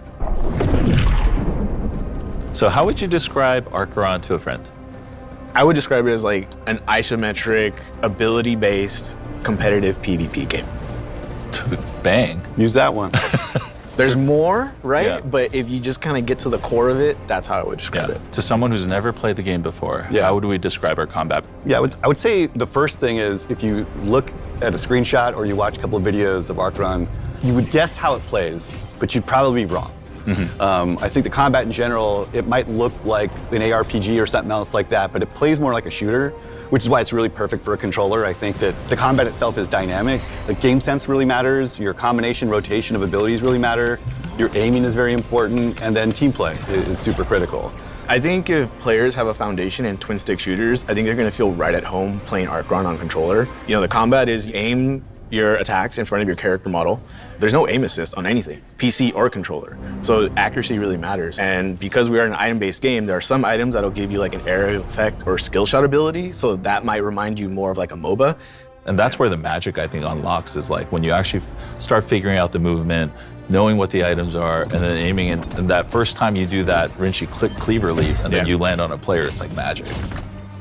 So we've got these really cool characters in the game called Eternals. They give you access to these different playstyles. Can you tell us a little bit about what Eternals actually do in the game? Yeah, so Eternals were kind of designed to be a synergistic gameplay scenarios. Because we have a loadout system and you can pick different items from different Eternals, when you become a full Eternal, each item is meant to pair well with the rest of the loadout. You made a lot of these Eternals. Like, do you have a favorite child? They're all my favorite. The Eternal that I love playing the most right now probably is Hollow. She's just always been a playstyle that I really liked. Using the wall to separate the enemy, it's super fun. Being able to root somebody with the Sneklin special ability and that be the initiator is awesome. Then you kind of sit back and kind of range people down and support your team a little bit more. You can start that way, and I would definitely encourage people to start that way if they find something that they like. But man, at least me personally, I love Shatter builds. 2-2, give me 2-2 all day. Right. When you start memorizing what set bonuses are, you're like, infinite possibilities. Yeah. We've got two different ways to play. Can you tell us a little bit about Spires? Yeah, so Spires is an arena climb game mode, so it's 3v3. You get your items by purchasing them before you enter a best of 3 match. And you'll repeat that process. It's a super great way to learn items and get item familiarity and get repetitions with things that resonate with you. I know, Elliot, you like Spires a lot. Yeah, I mean, I like both game modes for different reasons, but I think Spires is a great way to kind of warm up to even get into Ascension. You know, like Jeremy said, this could be the nice way you start, and then you kind of graduate into that Ascension mode. I think that's a good segue to jump into Ascension. So playing Spires, you're getting the reps, you're mastering combat. Right. Now you've learned that, you're jumping into Ascension, what's happening in there? Yeah, so if Spires is all about player agency and selecting what you want and getting familiar with it and getting reps with the things that you're into, Ascension starts you with nothing. And there's 45 other players, 15 teams of 3. You all start with nothing. You need to loot on each floor, find your items, build your loadout, synergize with your team, and at some point, the beacons will call. You're kind of just building tension. Every beacon fight feels like the final fight of another larger scale multiplayer match. The top one has the added tension. And all right, this is for all the marbles. You make it all the way to the top and you win that one. I just feel like that's just peak Archeron. It's just how charged you feel when you win 4 fights in a row is just pretty nuts. So we've told you a lot about how fun Ascension is to play. Now we're gonna show you the final fight of an Ascension match from our morning playtest. Okay, you're on your own. Care. Okay. Green. Gotta back up. Got a glow. Toker's down. Got a Tilfer. I'm watching Tilfer's body. Full healing. Oh. Right there. He's rezzing.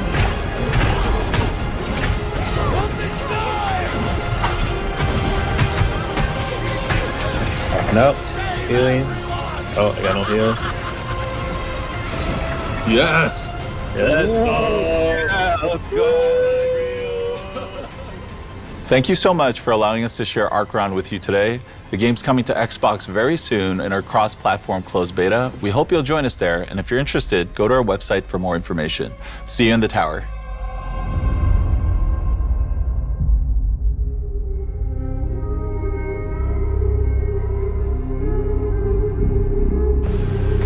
Welcome to the Call of Duty Modern Warfare 4 booth, where we've got 24 demo stations where players are getting the chance to go experience some thrilling 6v6 multiplayer matches. Weekend 1 of the open beta kicks off tomorrow, so we'll throw it to Benny, who is standing by with the team from an Infinity Ward, to tell us all the juicy details. So, fresh off the early access beta weekend, Call of Duty Modern Warfare 4 is on the minds of many of us as one of the biggest games of the year. And here, with what fans can expect from the upcoming open beta, please welcome Infinity Ward's game technical designer, Jack Hoppus. Welcome. How's it going? Good to see you, Benny. How's your Gamescom been going so far? Dude, it's incredible. The booths are insane. It's sick to see players playing Modern Warfare here. It's been a great time so far. Yeah, and I want to start off because I know Infinity Ward really find community feedback important. You've been really working on doing that in communication, that you did a tweet earlier today as well. Can you tell us a bit more about that? Yeah, I mean, ultimately throughout both weekends of this open beta, what we're looking to do is find the most feedback and, seeing what are pain points with players, but also what they're really resonating with. So we're doing a bunch of changes, fixing bugs, finding these pain points, these adjustments that we could be doing, and fixing them within beta weekend 1, but we also have a huge amount of changes for beta weekend 2. We're looking at touching everything from aim assist to movement to weapon balancing to spawns as well. We'll have a full list out at a later time, but we're really looking to hammer down these things for beta weekend 2 and ultimately up through launch. But it's been great. It's been exciting for us to hop in alongside the players, hop in kill block with them. We've got a lot of stuff for beta weekend 2 in terms of new content, Resurgence as well. There's going to be a huge amount of stuff for players to get into. Yeah, I'm so excited. We'll get into a bit of this throughout this conversation as well. And yeah, make sure to keep sending your feedback, because I know Infinity Ward have been loving getting that from players. But what surprised you about the beta from the closed weekend? I mean, a lot of stuff, right? We got a lot of great feedback. I think what surprised us was, so we were doing COD Next, right? Yep. We were about to get on stage at COD Next, and I hear in my ear, they're like, the first nuke has been achieved. Like, I know. They already got nuke in the beta. Cammy got it. Yeah. And I was like, it's so sick. I saw the clip. It was incredible. Also seeing players really hop into the mobility course has been super sick. We tried out a lot of different routes internally at the studio. We really hammered down on the mobility course as a way to test our new movement changes. And, devs were staying up late. They were screen recording their screens and, going back frame through frame on how they could best optimize it. And we thought we had a pretty good time, a pretty good route. And when the beta launched, we saw some of the routes that these players were taking and competing with each other. And it was incredible to see. It was... we watched back through some of the routes themselves, and what was interesting is the routes themselves weren't super different than what we were internally doing at the studio. But the adjustments and the, reloading, you're like, I already have to go down this ladder. Let me reload while I'm falling and then do a roll at the very end, or, go through this section a little bit quicker by some clever jumps and some clever mantles was super surprising and fun for us to see in the beta. So it's been really fun seeing it online. Yeah, I was obsessed. I was like trying to even knife switching, just make sure your melee was out, like shaving every little thing if you can. Exactly. What was your fastest time? Oof. I felt like throwing you under a buzz. I was like, fastest time. I think we got in the low 40 seconds, I want to say. But we've been seeing some times online that it's we're like, how are you doing that? It's insane. Now, we've obviously got the open beta just around the corner. Yep. What can fans expect from that? What new features and modes are players going to get? A lot. So you're going to be able to play Resurgence for the first time in the beta. So it's been great. You'll be able to play our new Resurgence map, Zodiac. Yep. This is something that we have designed in partnership with Beanox, and we've been playtesting a bunch. We're super excited to get a bunch of early Warzone Resurgence feedback. We've been having a great time on this. Oh yeah, you see that? This execution out of the sky. No more shooting people with pistols. It looks rad, right? There's so many cool POIs on this map. We're super excited. We also have 2 new modes coming alongside Core MP. We've got Hijack, which is kind of this attack and defend tug-of-war style mode where you're fighting over this data spike in the middle of the map, trying to plant it on the enemy comm station and gain points for your team. We're super stoked with this. We built it with a competitive focus in mind. It's been getting sweaty at the studio. We're excited for players to get their hands on it. Yeah, I've been in those studio play tests. They get competitive. Right? Everyone's shouting at each other from across the room. Yeah. Now with this mode as well, I just saw it. He just threw it into someone, almost like a throwing knife as well. Yeah. So you wield the spike. It actually takes up the spot of your lethal equipment, and you could either throw it onto the tower, the comms tower, like you see right here, or you can walk it in. And if you're really in a pinch and you just need to get someone right away, you can throw it as a lethal, almost like a throwing knife, and bonk it off of them. I can also see people throwing it across to each other's teammates, a bit like American football. Yeah, exactly. And you saw in the clip maybe for a second there, you can actually shoot it out of the air as well. So if you're really clever and really quick on the sticks, you can actually snipe it out and block, playing almost defense for your team. Oh, that's class. Another big thing that's changed gameplay with Modern Warfare 4, something new that we've seen, is Apex attachments. Yep. Can we talk a little bit more about those? Yep. So Apex attachments are the final unlock in your weapon progression journey, and these completely change the way that the gun plays. So here you can see for the ISO, it's got these laser-tipped, or kind of these RFID chips inside of the ammo that once you shoot a target, you can locate them through walls. Here you see the harpoon for one of our marksman rifles. You can see, what do we got here? It's the M4 Hurricane, right? Is that the M4? It looks like it. Yeah, look at that. Yeah. So we've got a bunch of, this is amazing when you These are insane. These are the throwing knives on the side of the Oris. So if you're in a pinch or you're in these kind of close quarters combat, you can use these as a quick maneuver. For the PPSH, we've got a bunch of really sick Apex attachments to show off. And you want to know a little hack? Yeah, I'll show you a little hack. I always love hacks. Also, these are sick. Hack is you could actually, if you're playing gunfight, a bunch of our loadouts include the Apex attachments for the weapons. So if you want a sneak peek of them, just queue up some gunfight and you'll be able to play. Give them a little go. Give them a go. Before reaching the max level. Yeah, so, that's the hard thing, because working way through. And I really liked one of the features when you rank up weapons in multiplayer, that some of the attachments will also unlock on the other guns. Yep. So we really wanted to streamline the weapon progression journey this time around and have it be incredibly satisfying where, hey, I already unlocked this attachment on my M4 and I'm leveling up a different rifle. Yeah. Why do I need to unlock it again? We're just gonna let you skip that level and go right on to the next one, making, that first level up, unlock a bunch of attachments, and then progressive weapons down the line, you'll be skipping levels left and right. Now, multiplayer is obviously such a huge part of Call of Duty, and Modern Warfare 4 is really trying to advance that. Can you tell us sort of more of the vision for Modern Warfare 4 and what innovations that we can expect? Yeah, overall, our vision with multiplayer for this game was to make you feel like you are having the most fluid, grounded experience that you can in a Call of Duty game. With this means that we never want you to feel like you're stuck in an animation or you can't do something. we never want the game to tell you no, right? Yeah. So you could see this in moments like our new mantling system. Previously, mantling used to kind of be this animation where you felt like you were lumbering over a surface. And now, you can mantle into a slide, you can mantle ADS, you can actually cancel your mantle as well, getting out of it early if you see something and you want to bail out of it early. So our philosophy with multiplayer this time around is to give you the most freedom that we ever have, and have it be the most fluid, grounded, and really polished multiplayer experience that we've had to date.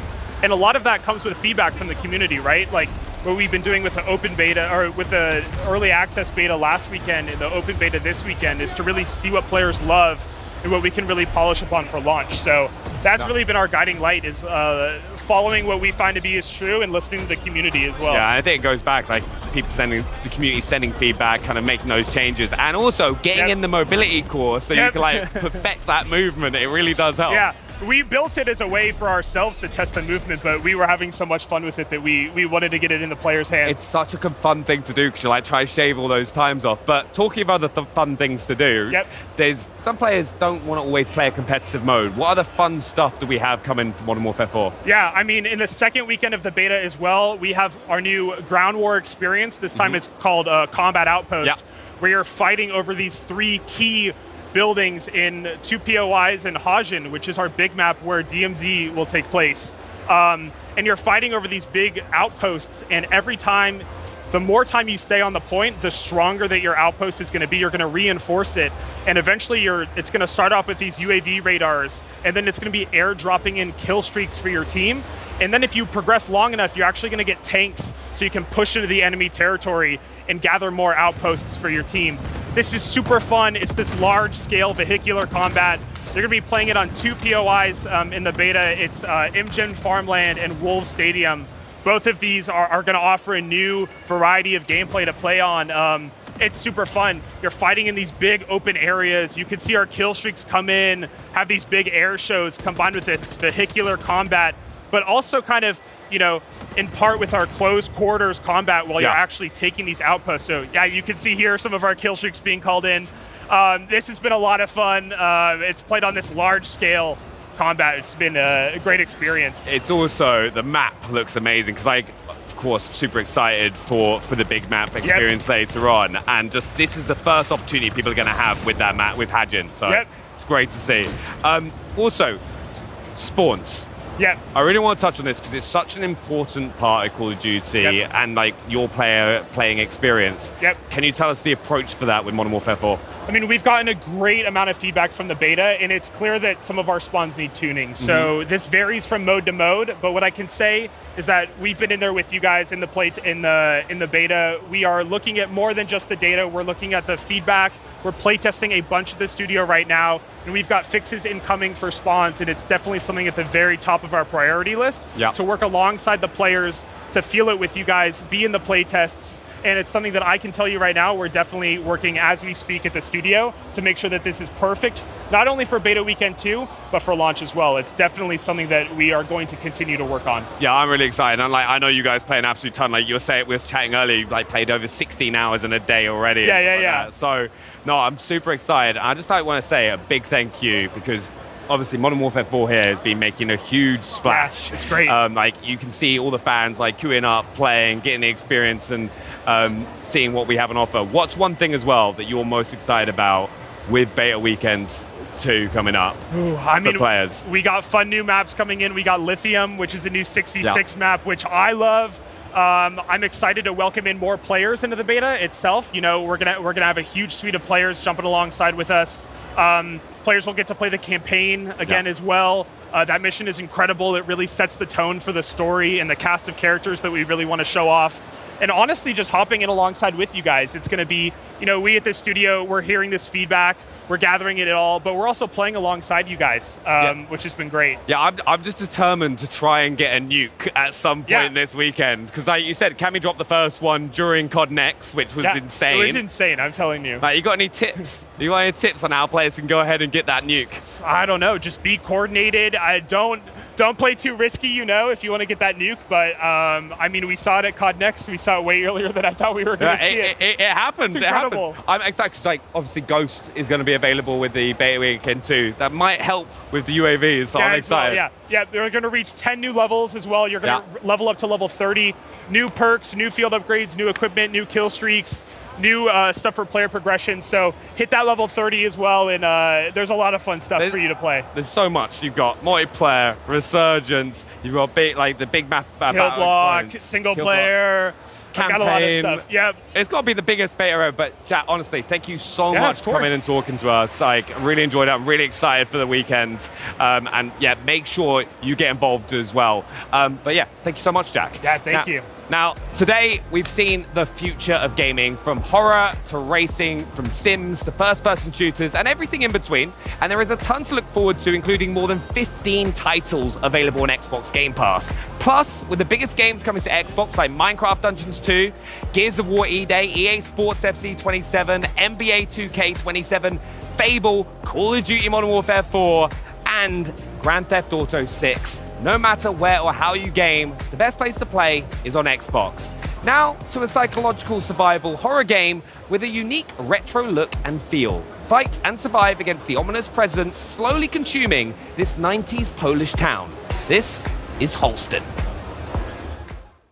Wczoraj przyszedł faks. To jest głębsze niż ubojnia. Większe niż nowa trójca. Znów mu odjebało. Ktoś tu jest? Halo? W trójcy jedyny na przebłaganie.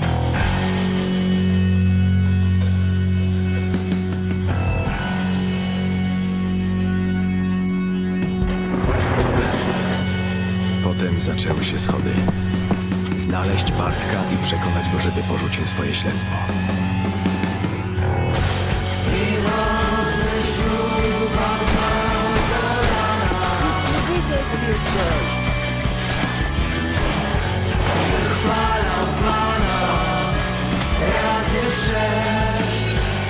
Wiem, jak wielu przyszedłeś. To w tobie jest paskudna skaza. Musisz się z nim zobaczyć?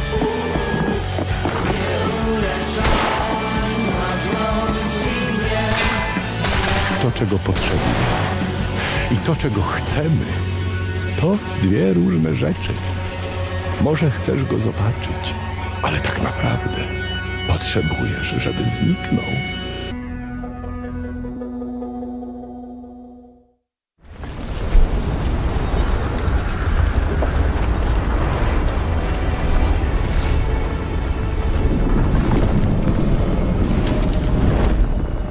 Hello guys, today I'm excited to share a closer look at Tides of Annihilation through our first hands-on demo and the story trailer at Gamescom.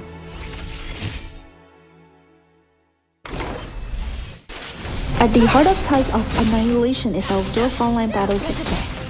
Gwen does not fight alone. She can call on different knights, each with their own fighting style and role.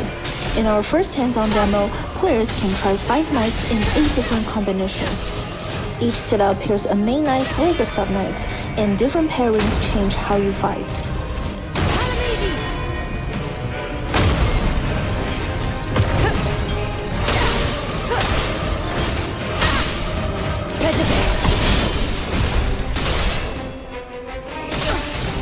Try this.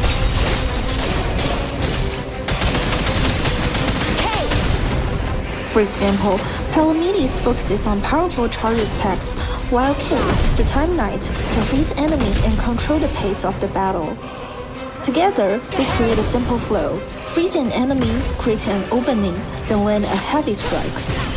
Other pairings offer longer combos, more mobility, more control, or bigger burst damage. Our goal is to let players find the combinations that fits them best. Try this.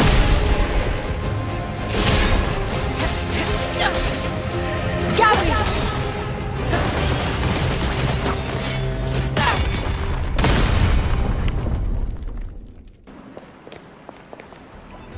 Beyond combat, Knights also play an important role in exploration. We wanted them to be helpful on Gwen's journey, not just tools you bring into a fight. For example, the archer can use a charge shot to break obstacles, ignite certain targets, and even create road paths in the air, helping Gwen reach places she otherwise could not.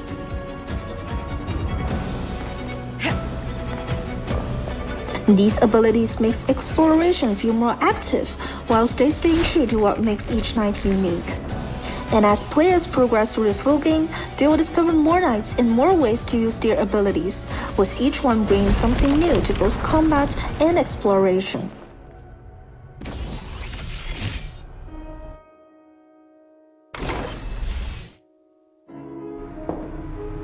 While the knights are a big part of Tides of Annihilation, Gwen is still at the heart of the story.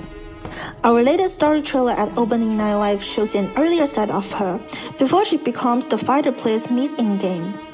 At this point, Gwen has just been separated from her sister and thrown into a world consumed by the fog. She is not trying to save the world, she just wants to survive and find her sister. That changes when Guinevere tells her that she carries the power of King Arthur and may be able to command both the fog and the knights. But if you wish to reclaim London, you must harness the fog. Her words, "teach me," mark the moment she decided to step forward. By the time players meet Gwen, she is already stronger and more determined. But her journey is only beginning.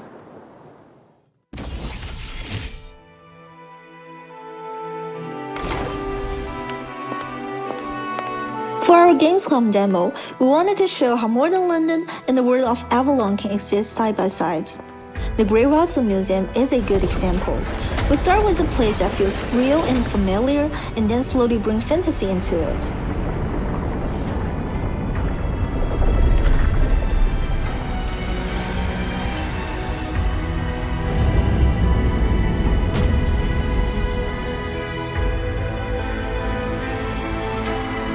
As players move through the museum, they begin to see that change. Vines grow from the building, broken knight's armor fills the halls, and the world of myths starts to take over. We also expanded areas like the Chinese, Egyptian, and Japanese galleries, while keeping the identity of each space. Later, places like the Book of the Dead, Folded Realm, and Reflection, the Grey Russell Museum takes players much further into the fantasy side of the world. What ties it all together is what we call apocalyptic romance. A world where modern London meets ancient legend, and where destruction can still feel beautiful and full of wonder.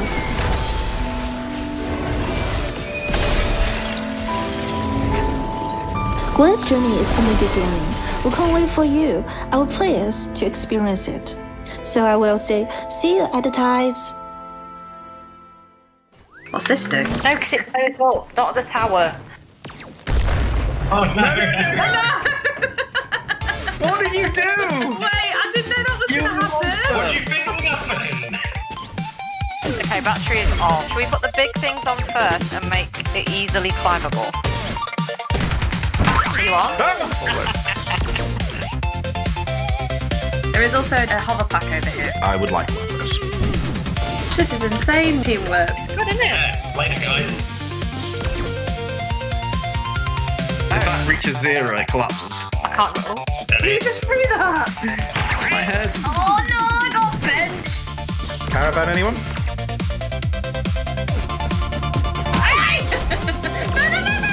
No, let go. One car, please. I want a bat, but not like as hot as. It bounced back.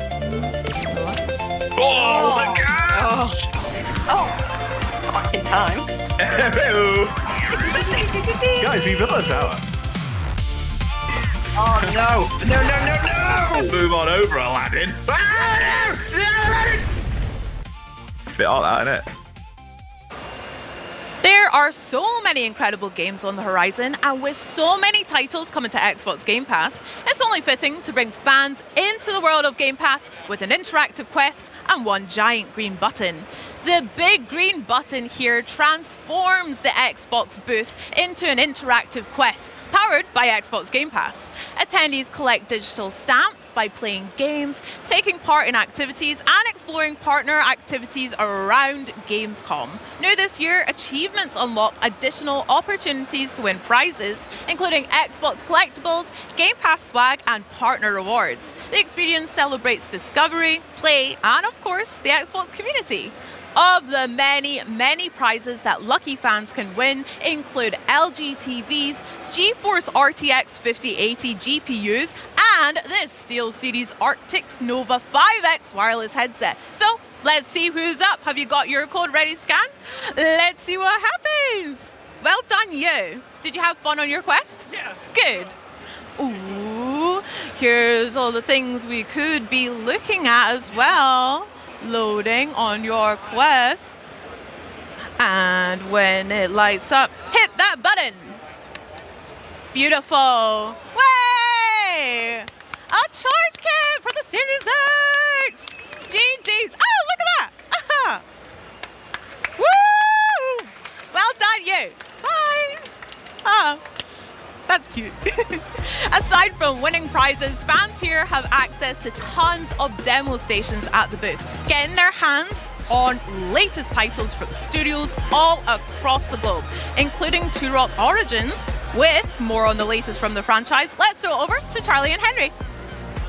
That's right, Bex, because one of gaming's most iconic dinosaur adventures is evolving for its new generation. Absolutely, and here to talk Turok Origins with us is Game Director Jesus Iglesias and Chief Creative Officer Tim Willits with a look at new gameplay, new abilities, and the next chapter in this legendary franchise. Thank you so much for joining us, guys. Thanks for having us. Welcome to Gamescom. Have you had a good week so far? Yeah, it's been awesome.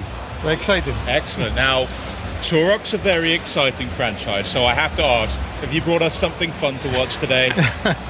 Yes, we've brought you brand new footage of Turok Origins, our new brand new game in this legendary franchise set in the canon and timeline of all the original games. Oh, okay. Well, I want to get a look at that. Yeah, amazing. Let's get this rolling. I want to hear all about it. I'm going to kick things off by telling you right now, Tim, I do have a fear of dinosaurs, so if I hide at any point during this, okay, I'm sure I'll be fine. You've done it's pretty nice cuddly dinosaurs you've done, right? Yes. Yeah. They're not very cuddly, are they? A kissing dinosaurs game. Okay, nice. Wow, it's not like a Turok I remember. I'll tell you that much for sure.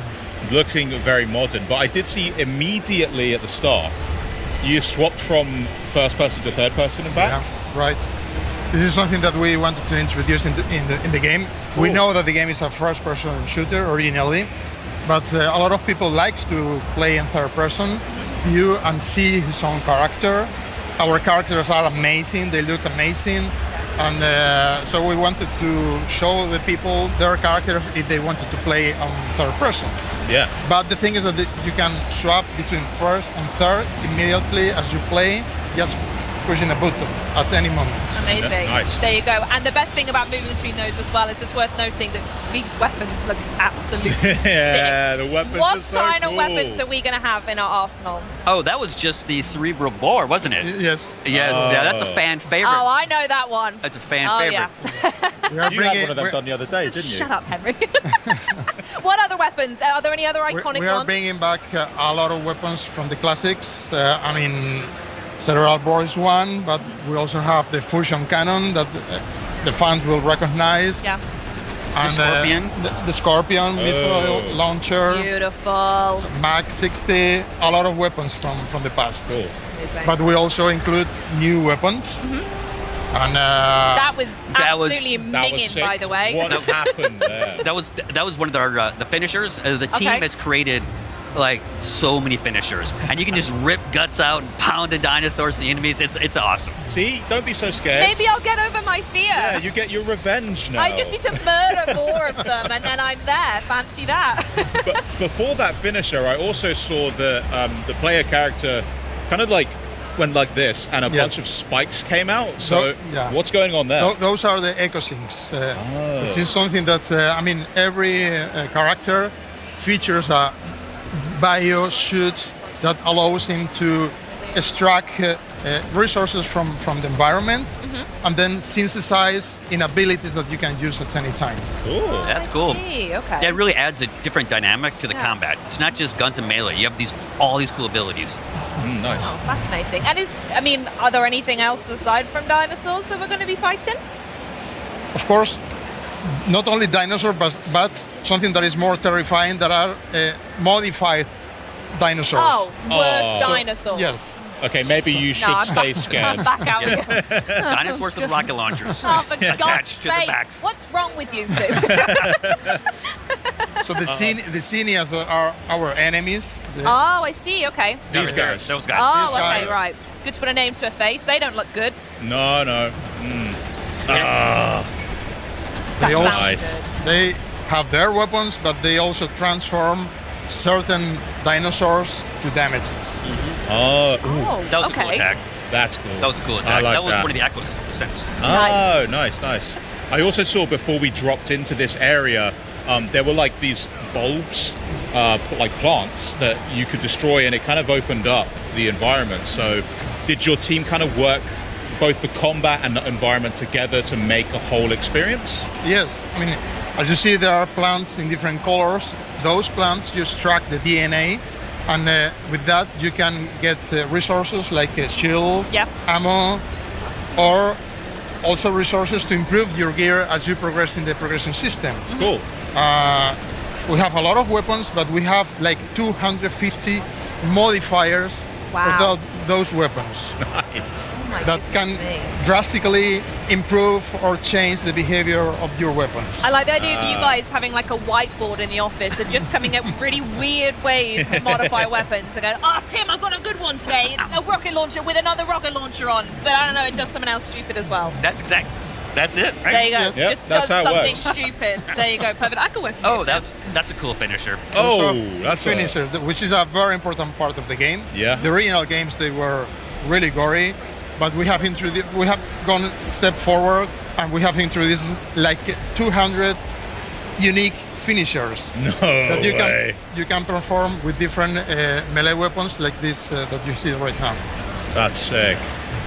I've also seen that the Xenia as well. There are different kind of I suppose enemy types for them as well, because some of them have like Much more guns. tactical. Yes. Yeah. Yes, but- which adds a really good dynamic. You Yeah. have these crazy dinosaurs, but then you also have the Xenia that can dodge and cover and flank you. So it adds a much more dynamic to the combat. Nice. Okay. Very nice. And I've got to ask, what are primal forms as well when we come to Turok Origins? What do they do? The primal forms are the classes. Okay. What you typically identify as a class, but in this game they are connected with the Native American culture, which is very important on the lore of the franchise. So every class corresponds with an animal: raven, cougar, and bison. And each one has different abilities, of course. And Do you have a preference, Jesus? Which one would you be? I'm very aggressive cougar, which is the specialist He is on definitely weapons. a cougar. That's true. Yes. Yes. Tim, are you a cougar as well? No, I'm more of a raven guy. Yeah. I'm small. Nice. Okay, lovely. No further questions, Your Honor. Absolutely, don't be that as. Honest to God. Okay, what's going Yeah, on what's here? this? Can I just say also, the game looks beautiful. Oh my goodness, I yeah. love the foliage, the density. It looks so cool. What this guy got was what we call the essence of his class. Oh. That is kind of ultimate ability that is also related to the class. Cool. Yes, which happens. So one of your early missions is you have to prove that you're. Oh yeah, that's the best. That's the best. Yes. So one of the earlier missions, you have to prove that you're a true Turok warrior. That you and then you can pick, your spirit and your class. Yeah, okay. Oh yeah. Henry. Oh yeah. Here it comes. Okay, but that's not a normal dinosaur. No, that's absolutely not. That's got a lot of extra accessories going on. What's the story with that? That's one of those that I told you, the Xenias modified. Okay. So this is the boss for the end of this mission. Okay. And it's a very powerful one. It's the first one that you are going to encounter. among many others in the other missions. Yeah. And they have a lot of abilities. They have different phases that you have to pass to defeat the final boss. So just to confirm, there are loads of other bosses coming Yes. up, different variants. And mini bosses. And This is let's say one of the biggest. Oh, But okay. we have mini bosses and we have medium bosses. Okay. Hopefully they don't get much bigger than Yeah, that for I'll your find sake. like a Goldilocks situation of which mini boss I'm comfortable with. Well, here's the thing. Maybe you and I mean, I'm guessing there's multiplayer as well, of course. So maybe Charlie and I can help each other out. Yeah. Get her over her fear of dinosaurs, right? I'll look at all the plants and Yeah. you shoot all the dinosaurs. So one of the great things that the team has done with Turok is you can play it solo, offline, by yourself. If you're like me, you have no friends, you can play by No, I yourself. would say it might play with you. Hey! Come on But now. if you're like Jesus and you have some friends, you can play, with one friend, with two friends. It's the same game, and but we just want to give players that option. Absolutely. Yeah, and I that's think great. people are going to have options for plenty of friends because I know there are some really long-time fans of the Turok franchise. So what can fans of the originals expect when it comes to nostalgic moments? One of the things that we have done, talking about playing solo and playing co-op, is that the experiences are loyal to the original games. When you play solo, you play a campaign solo mode. You Okay, don't play with bots. Yep. And when you play co-op, you play with friends. But the experiences are different. Each one has been tailored to be perfect on his own. Yes, that's important to say. Yes. Well done, Jesus. So some of the things that we mentioned earlier that original Turok fans will enjoy is like the weapons, like the cerebral bore. And there's some other, I don't want to give it away, but some other Easter eggs and some other fun connections to the lore for the hardcore fans. Wow. Okay then. Well, I think. Oh, go on. An important thing is that you can play solo offline, disconnected. Yes. Oh, beautiful. Yeah. Love So when that. the Wi-Fi goes down in my house, Yeah.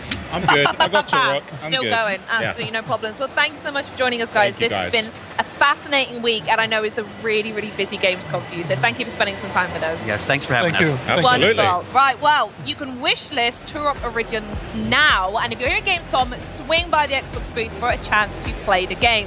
But up next, we're jumping into the fantasy sandbox that is Albion Online. The newest expansion is upon us, and we're celebrating with a cheeky little walkthrough of new gameplay. Henry, let's take a look.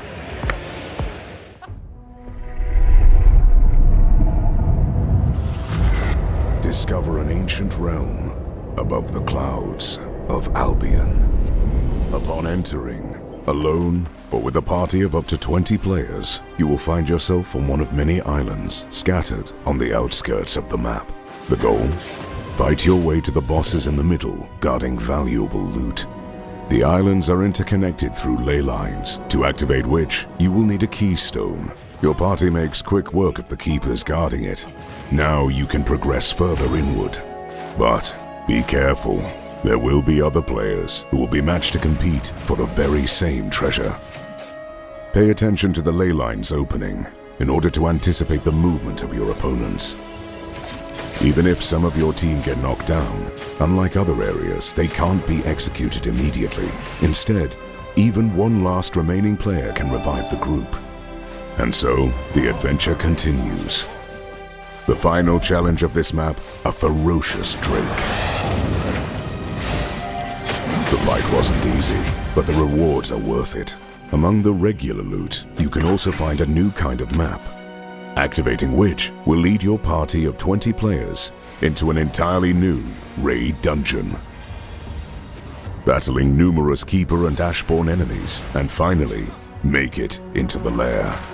Here, the biggest and most difficult PvE challenge in Albion awaits your group.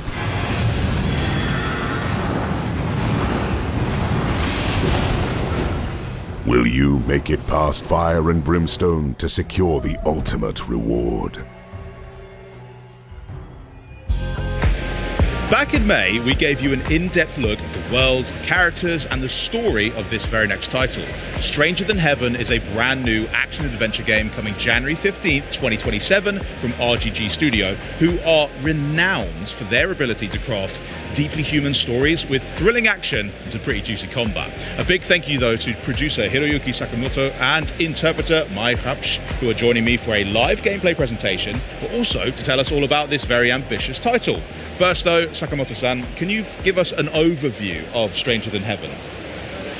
では続いてはストレンジャーザンハブのライムゲームプレイです。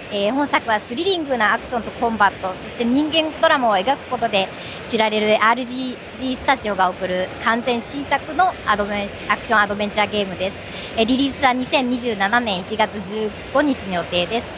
本日は本作について語っていただくためにプロデューサーの坂本博之さんと通訳のラプシュ舞さんにお越しいただきました。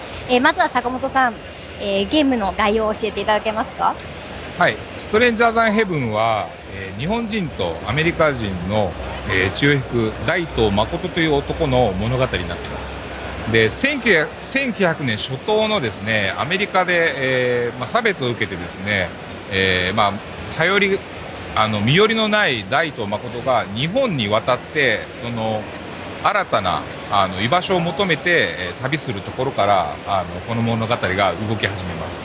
でやっぱりいろんな差別を受けて日本にやってきたものの、やっぱすごくそこでも生きていくことがすごい苦しい、環境の中、それでもがむしゃらに生きていって、いろんなこの大東誠が持つこの歌を使った興行師としての才能だったりとか、そういった部分が積み重なってですね、約50年にわたるこの人生を描いたゲームがこのストレンジャーザンヘブンになります。Thank you. Stranger Than Heaven follows the story of the protagonist Makoto Daito. He's an outcast of mixed origins, of Japanese and American origins, and he's faced with discrimination in the early 1900s US. He has no family to rely on, and he flees to Japan because he hopes to find a place to belong there in Japan. But he finds himself having to use extreme violence to survive, and on the other hand, he discovers his musical talent to thrive, and you will be able to show this aspect of the showbiz as well. And his whole life spanning across 5 immersive cities and 50 turbulent years of Japanese history between 1915 and 1965. Wow, it sounds like a really quite enthralling and captivating story to be able to play through. And many of RGG's previous titles are quite known for showing depictions of more modern Japan. So what was it like to have the chance to take people back to an era like 1915 and other mid-century eras? How did that influence as well the combat design of Stranger Than Heaven? すごく面白いセッティングですね。RGG スタジオの過去作は現代をとてもリアルに描くことでも有名ですけれども、今回は1915年という歴史を遡って、プレイヤーを、過去に連れていくという体験がされましたけれども、これは、コンバットデザインにもどんなような影響を与えましたか？まず正直ここまで5つの時代と5つの都市で50年の歴史をゲームの中に作るっていうのは本当に大変だったんですけども、しっかりリサーチだったりとか、いろんなこの歴史観を本当に体験してもらうために、いろんなリサーチを重ねながらこのゲームを積み上げたみたいなところがあるんですけどもやっぱりこれぐらいのスケールのゲームってなかなかないと思うので、この舞台を選んだ、この時代を描いたっていったところはすごい大きなスケールのゲームになるっていったところにすごく興奮したことをまず覚えています。でコンバットデザインもですね、やっぱりこの主人公が50年歩む中でですね、プレイヤーも操作することで主人公の大東誠とシンクロするような、そういう体験をちょっと味わってほしいなと思って、本当に一から作り上げたんですけれども、主人公が年取るに従ってプレイヤーが例えばなんでしょうね、ナイフを使い続けるとナイフマスターのような能力、そういうスキルが身についていったりとか、その50年っていうゲームの尺に合わせてゲームコンバットシステムもうまく連動したようなゲームにしています。So to be honest, the difficulty was on a whole different level than all the titles we realized before, because this time we had to spend over a time of 50 years. So we were depicting 5 different areas, and we had to conduct research, a lot of historical and cultural facts, and we had to create all the necessary assets from scratch. So there was nothing which we can build upon. But I also remember feeling very excited about this fact because everything was new and we knew that we would be able to create a very unique game, one that lets players really experience the whole protagonist's life over a large scale and large time span. And this is also depicted in the combat design. We focused on creating the most visceral and most intuitive combat design so far. So to combine that with the protagonist's abilities, they evolve over time, and also the skills of you as a player evolve over time. I think we managed to truly create an engaging experience. So for example, if you start using a knife in the beginning, it might feel, you might get used to it, but your knife proficiency increases over the time, and you will be able to unlock special abilities too. And when you will evolve and mature together with Gaito Makoto, the protagonist. Yeah, it definitely sounds like it's a journey you'll take together with Makoto-san. Well, I'm really excited to see what you have brought, but why don't you tell us a bit more about the demo that you've actually brought for us? じゃあこう主人公と一緒にプレイヤーも成熟していくという感じですね。面白そうですね。今日はどんな、デモを持ってきていただいたんですか？はい、ストレンジャーズ・アンヘブンは今回このゲームズコムで初めてこう一般向けのプレイアブルデモをこう展示させていただいてるんですけども、まずはこの先ほどコンバットシステム、新しいコンバットシステムでこの本当にこう左右独立して操作するこの新しい操作感となんかこうフィードバックみたいなものをまず味わってもらいたいなというところと、実際5つの時代5つの都市っていう舞台っていったところがゲームの本編の作りなんですけど、その中からこう3つ小倉と呉と南のこの3つだけ、ちょっと触りなんですけれども、なんかその舞台もちょっと味わってもらえるような、そういったデモ構成になっています。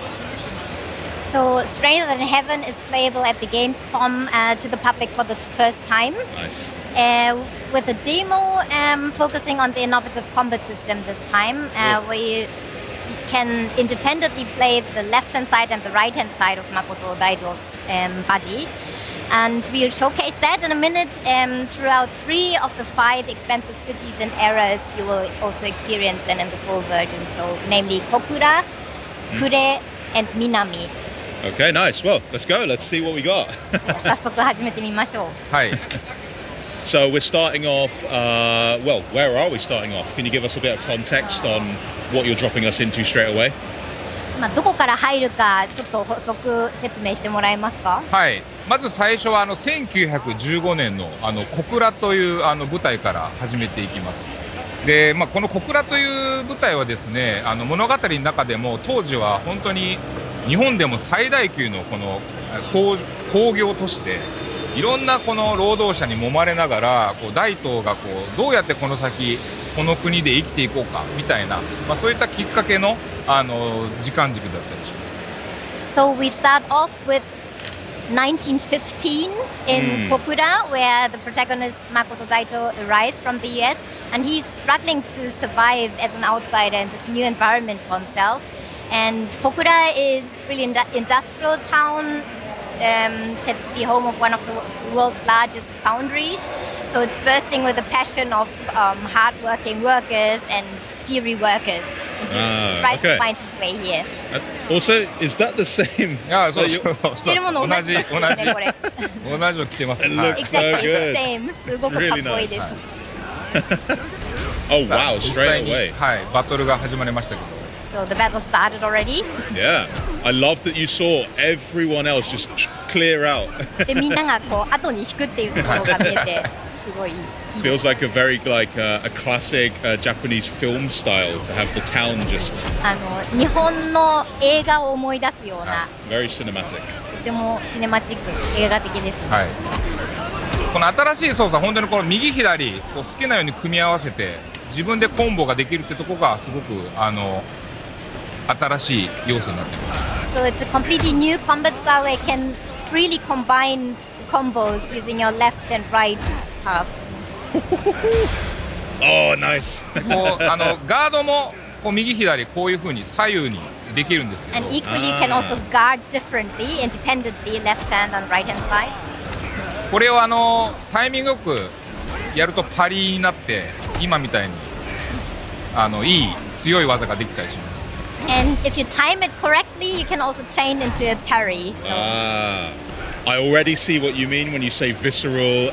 The combat feels like there's a nice weight to when you land a hit as well. すごい没入感してすごい正直にこういろんな動きが伝わるっていうのが分かります、ね、そうですね。左右こう思った通り押すとこういう技が出るっていうのはものすごく直感的になるので、最初はもちろん慣れはいるんですけども、これがこう慣れてくると本当に今までのボタンと違ったような操作感で遊ぶことができます。 So it's really intuitive, like you would punch with your right hand if you press the red button, and it maybe needs a bit of time to get used to this new feeling, but then it's really immersive and really intuitive.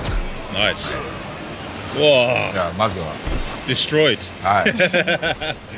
じゃあ次のはい舞台に次はクレっていうステージになります。And we dive on to Kure. It's the next stage. And is this also a little bit further ahead in time? これは時代も少し。はい、時代もクレも先ほど1915年だったんですけれども、クレは1929年。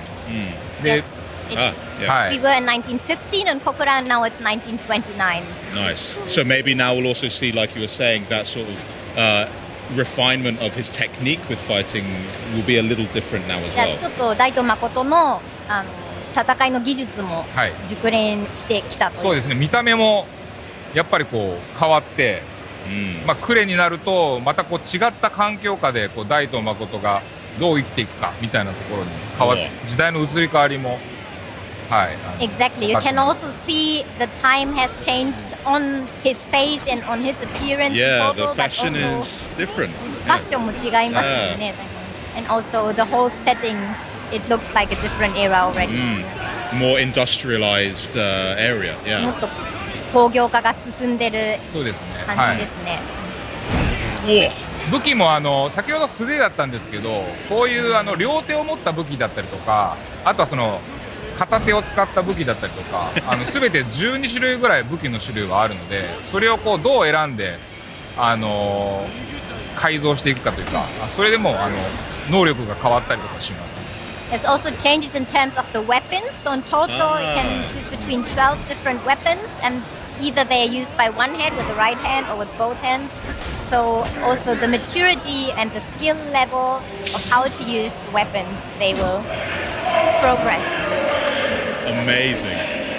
Why is this guy so enormous though? He's absolutely なんでこんなに巨大な敵なんですかね、この人。敵もすごいこれぐらい大きいボス敵みたいなキャラクターもいろんなバリエーションがあるので、バトルも本当にこうしっかり遊べるような、設計になっています。Yeah, so there are lots of different enemies, also like boss style enemies already in these, and so it's also exciting to play against different strong enemies. Yeah, I also see that the boss, he's got like a smaller cutlass, but he's also still able to hit with his fist as well. Is that something that Makoto can also do if he was holding a single-handed weapon? で、敵の方も左手はちょっと怪我してるけど、まだ右手で刀を振り回せるように見えますけども、大東誠も同じように片手でいろいろそうですできます。攻撃できたり。今は両手武器なんで、こう両手を使ったこう操作がこう左右独立でこう違う攻撃が出るんですけど。Yeah, right now he's holding a weapon which has to be used with both hands, but of course there are also weapons where he can only use one hand and the other hand is free to guard or to punch or whatever. Very cool. And then also the way that you'll use the weapon that you have, I suppose it's understanding which end is for which hand, knowing this is maybe better for quicker, this is better for power attacking maybe.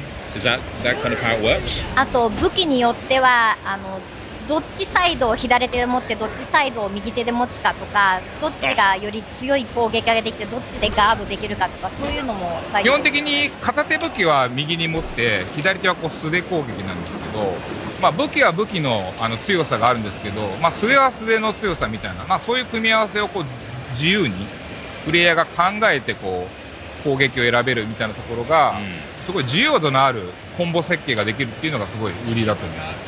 So the combo design is really quite flexible. So especially when you use one-hand weapons, which you will hold in your right hand, you can still decide, okay, how do I want to use this weapon? What do I want to do with the left hand? Do I want to punch? Do I want to hold a different weapon? So it's really very creative also. In that wow, the fashion is real nice now. Yeah. Fashion was very oh my god, he looks so good. So also, it's now raining. I wonder. The combat already seems quite deep. Before it was snowing in the previous era, now it's raining. Does that also have an effect at all on any of the combat? 今雨が降ってますよね。その前も雪が降ってるシーンがありましたけども、これもまたコンバットスタイルに何か影響するんですか？コンバットスタイルというよりかこう天候が変わることによってこの町の住民たちの様子が人通りが減ったり、お店が閉まったりとか、この舞台に対して影響が出る要素があります。また天候だけじゃなくてこの時間帯昼だったり夜だったり、その夜にしかいないような強敵だったり、この辺りはすごい一つの舞台にとってもいろんなこの探索要素があります。It doesn't necessarily affect the combat style, but the whole setting. So if it's raining heavily, there will be less people on the street, or shops will be closed, etc. So not only weather, but also when you get more advanced, you can also choose at what time of the day you want this play to be staged. So if it's at night, then also there will be less people or different people walking around. So. That's fascinating. This guy, he's smaller, but I have a feeling he's going to be tougher. この人さっきの敵よりも小さいですけども、小柄な割には結構タフな。かなり凶悪なこの敵なんですけども、これもこういうボス敵のようなものも本当に物語にいっぱい出てきて、この1対1のこの緊迫したこの戦いみたいなものもすごい楽しんでもらえると思います。Yes, this guy is really a tough enemy. Yeah. He's small, but nevertheless, it's not easy to win against him. But you will have a lot of those kinds of boss enemies, and you will be able to explore a lot of ways to combat them. I saw as well there was the chance with a prompt where you could use both triggers. Can you explain a bit more about how that happens? あと両方のトリガーを使えるよっていうプロンプトが今入ってましたけど、それについても説明してもらえますか？敵の気力みたいなものがありまして、それを削るとですね、今みたいにこうチャンスな時間帯が生まれます。そこで両方押すことで強い攻撃が出せるみたいなそういう設計になっています。So there's an energy level of the enemies, and if this proceeds, there is the possibility to trigger with both sides of buttons and attack him in the right moment. Oh, nice, nice. Now I know that the story obviously it does follow Makoto, and it does seem to be so far painting a bit more of a serious tone than we've perhaps seen in previous RPG games, but I do still love that kind of zaniness and some of the weird wide side activities that we can do. Will there be some of that in Stranger Than Heaven as well? Whoa! 今回のタイトルは結構シリアスでダークなトーンだなというふうに感じるんですけども、その過去作のちょっと奇抜なサイドゲームとかサイドクエストとかがあったり、そういうところも好きだったんですけども、そういうのを今回の本作で見られますか？いろんなこうキャラクターが出てきたサイドストーリーだったりもちろん入ってはいるんですけれども、やっぱりこの過去の日本を舞台にしたサイドストーリーだったりするので、なんか今までこうすごく奇抜なコンテンツだった部分からは、少しシリアスなトーンが多めなところもありますね。ただそれはそれでストレンジャーズ・アンヘブンならではのいろんなサイドコンテンツを楽しめると思うので、そこは期待しておいてください。So there, of course, will be side quests and side stories which are very unique to Stranger Than Heaven, but so the trademark zany characters maybe a bit less, but you will nevertheless experience a lot of other side quests and a lot of characters. But in total, this is a story about the past and rough times. So the tone is rather rough and dark. Well, it looks unbelievable, and it's everything you promised. The combat is visceral, it's brutal, it looks beautiful as well. Like the lighting on that last stage was so stunning. I loved it. So yeah, thank you for showing us that. Is there anything else that you could maybe tell us about the game that's only going to make sense after I've played it?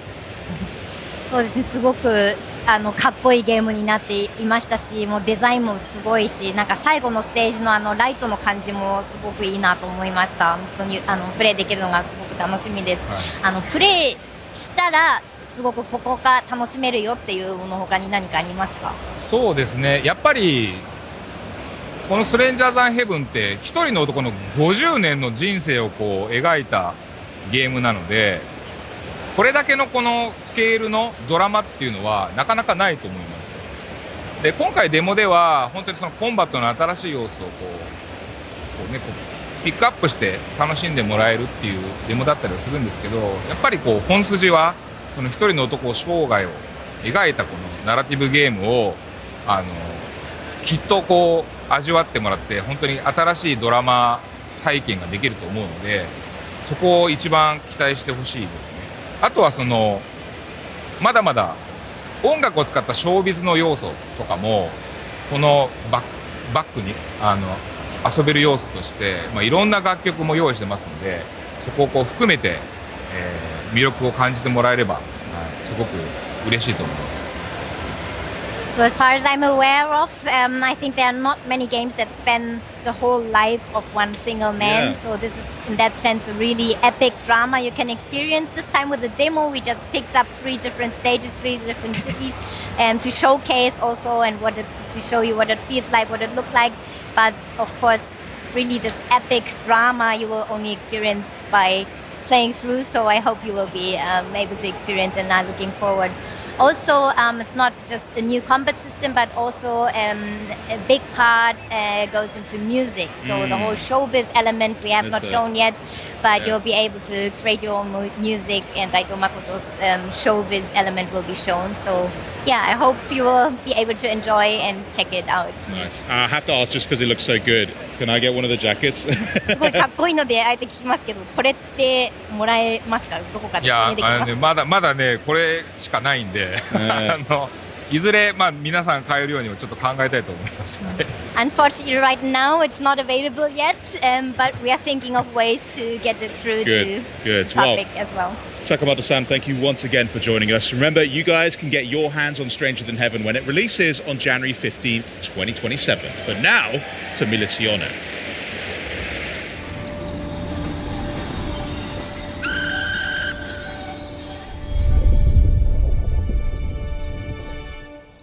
Where do you think you're going? You're not allowed to leave this town.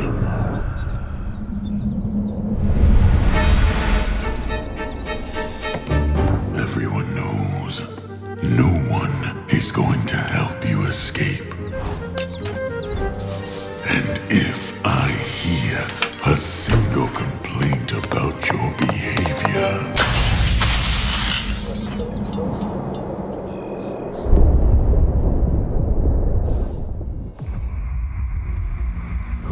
this uniform forces me to see the worst in people. All you do is destroy, steal, and lie every single day. I hope I'll be proven wrong. Yet somehow everyone ends up the same.